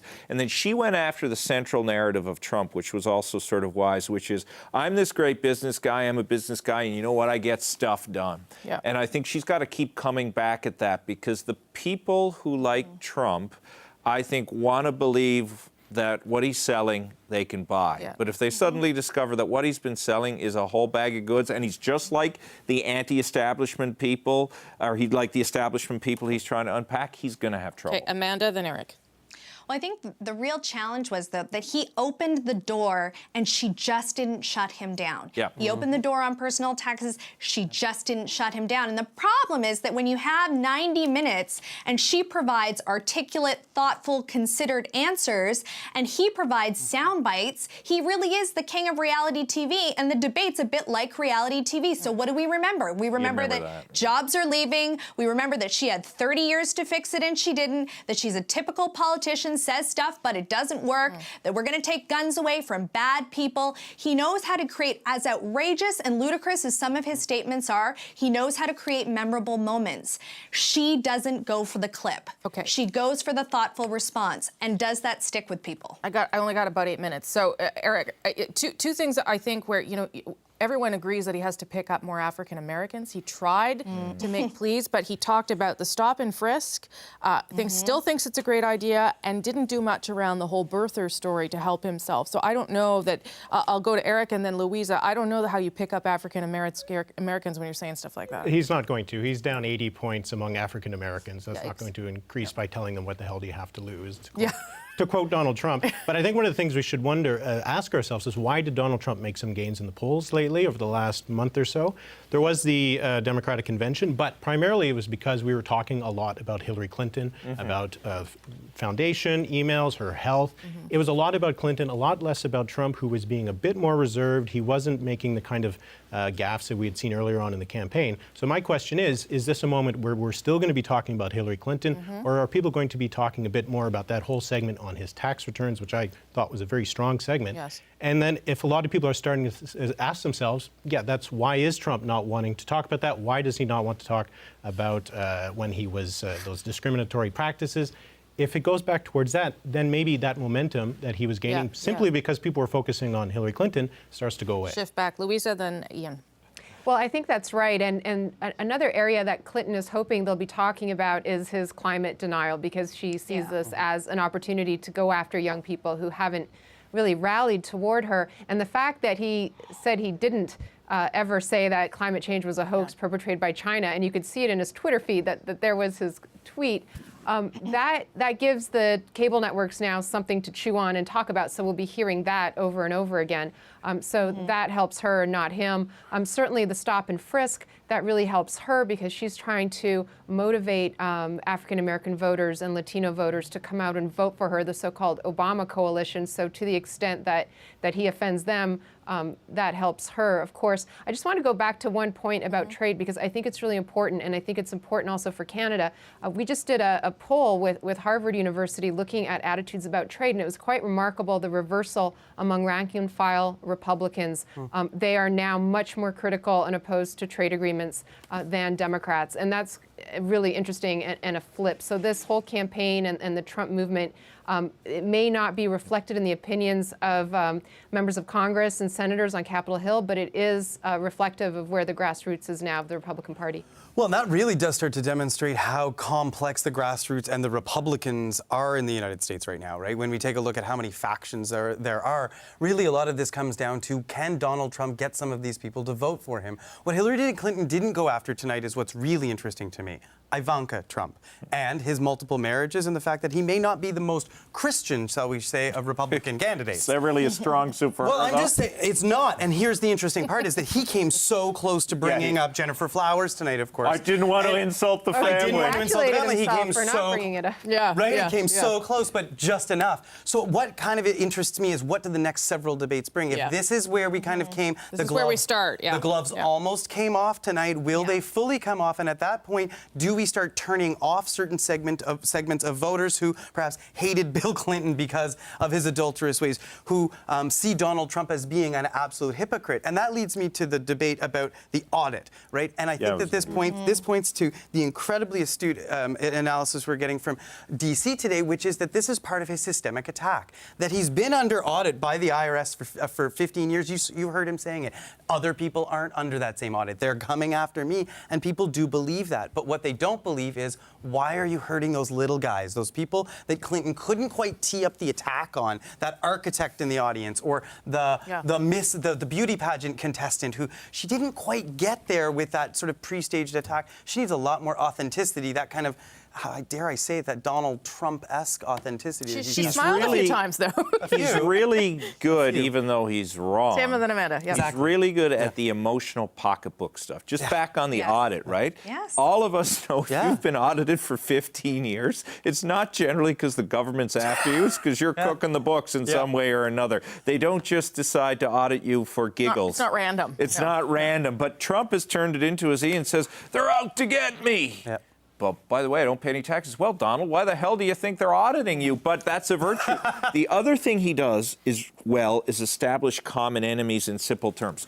Oh, those damn Mexicans. They got all those great factories down there. You guys don't have them in Ohio and Pennsylvania. And guess what? I need you people in Pennsylvania to win. Look at those Taj Mahal factories. And then the Chinese. I mean, he does it in such a simple way, with such a simple prevailing logic, that those people who are angry and are wanting to have their anger directed somewhere can have it more easily directed there than a 3-minute deconstruction of Hillary Clinton's it makes them think that an instant 20% corporate tax I got about cut is 3 minutes. reasonable. I got about 3 minutes. Amanda, then Eric. Well, I remember somebody saying today, is this going to be a cultural moment, the kind of thing where people will remember for years in the future where they were the moment that they watched this debate? Obviously, it was none of that. No. I would actually be surprised if in the next few days, if we saw the polls shift one way or another, and Eric would obviously have a better perspective on this than I would, I don't think that either of them loosened up votes in any way. I do think this was kind of like the exhibition game before the big tournament, right? They learned some things about each other. They're more importantly, their handlers, the people who are going to help them with the next debate, learn some things about their opponents. She needs a little more fire. He needs to hold back. Yeah, Eric. Well, there's the other factor that the media will play in this, because a lot of people will gauge how the debate went based on how the media will frame it. And I know it's going pretty far from a U.S. presidential election, but there was a Quebec election a couple of years ago where people who didn't see a debate thought that the person that the media said won the debate actually won the debate. There was polls showing that that person they hadn't seen, they thought he had won the debate, and that party started making some gains in the polls. So as much as all the audience is supposed to be very big, those people who didn't watch, who will just read the newspapers or watch the news tomorrow, their opinions might just be formed on how the media is going to frame it. I got like 1 minute. Just quickly, did anybody win No.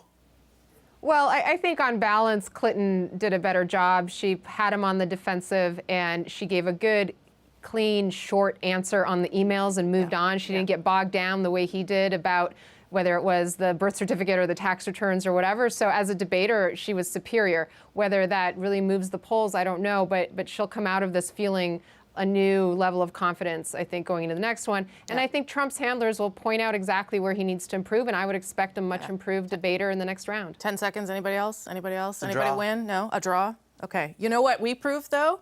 We got stamina. I don't know about Hillary, but we got it. You guys, I couldn't have had a better panel to guide us through this. Thank you all very much. Louisa Savage in Washington, Men Avero in Toronto, Tim Powers, Ian Capstick, and Eric Grenier, all here with me in studio.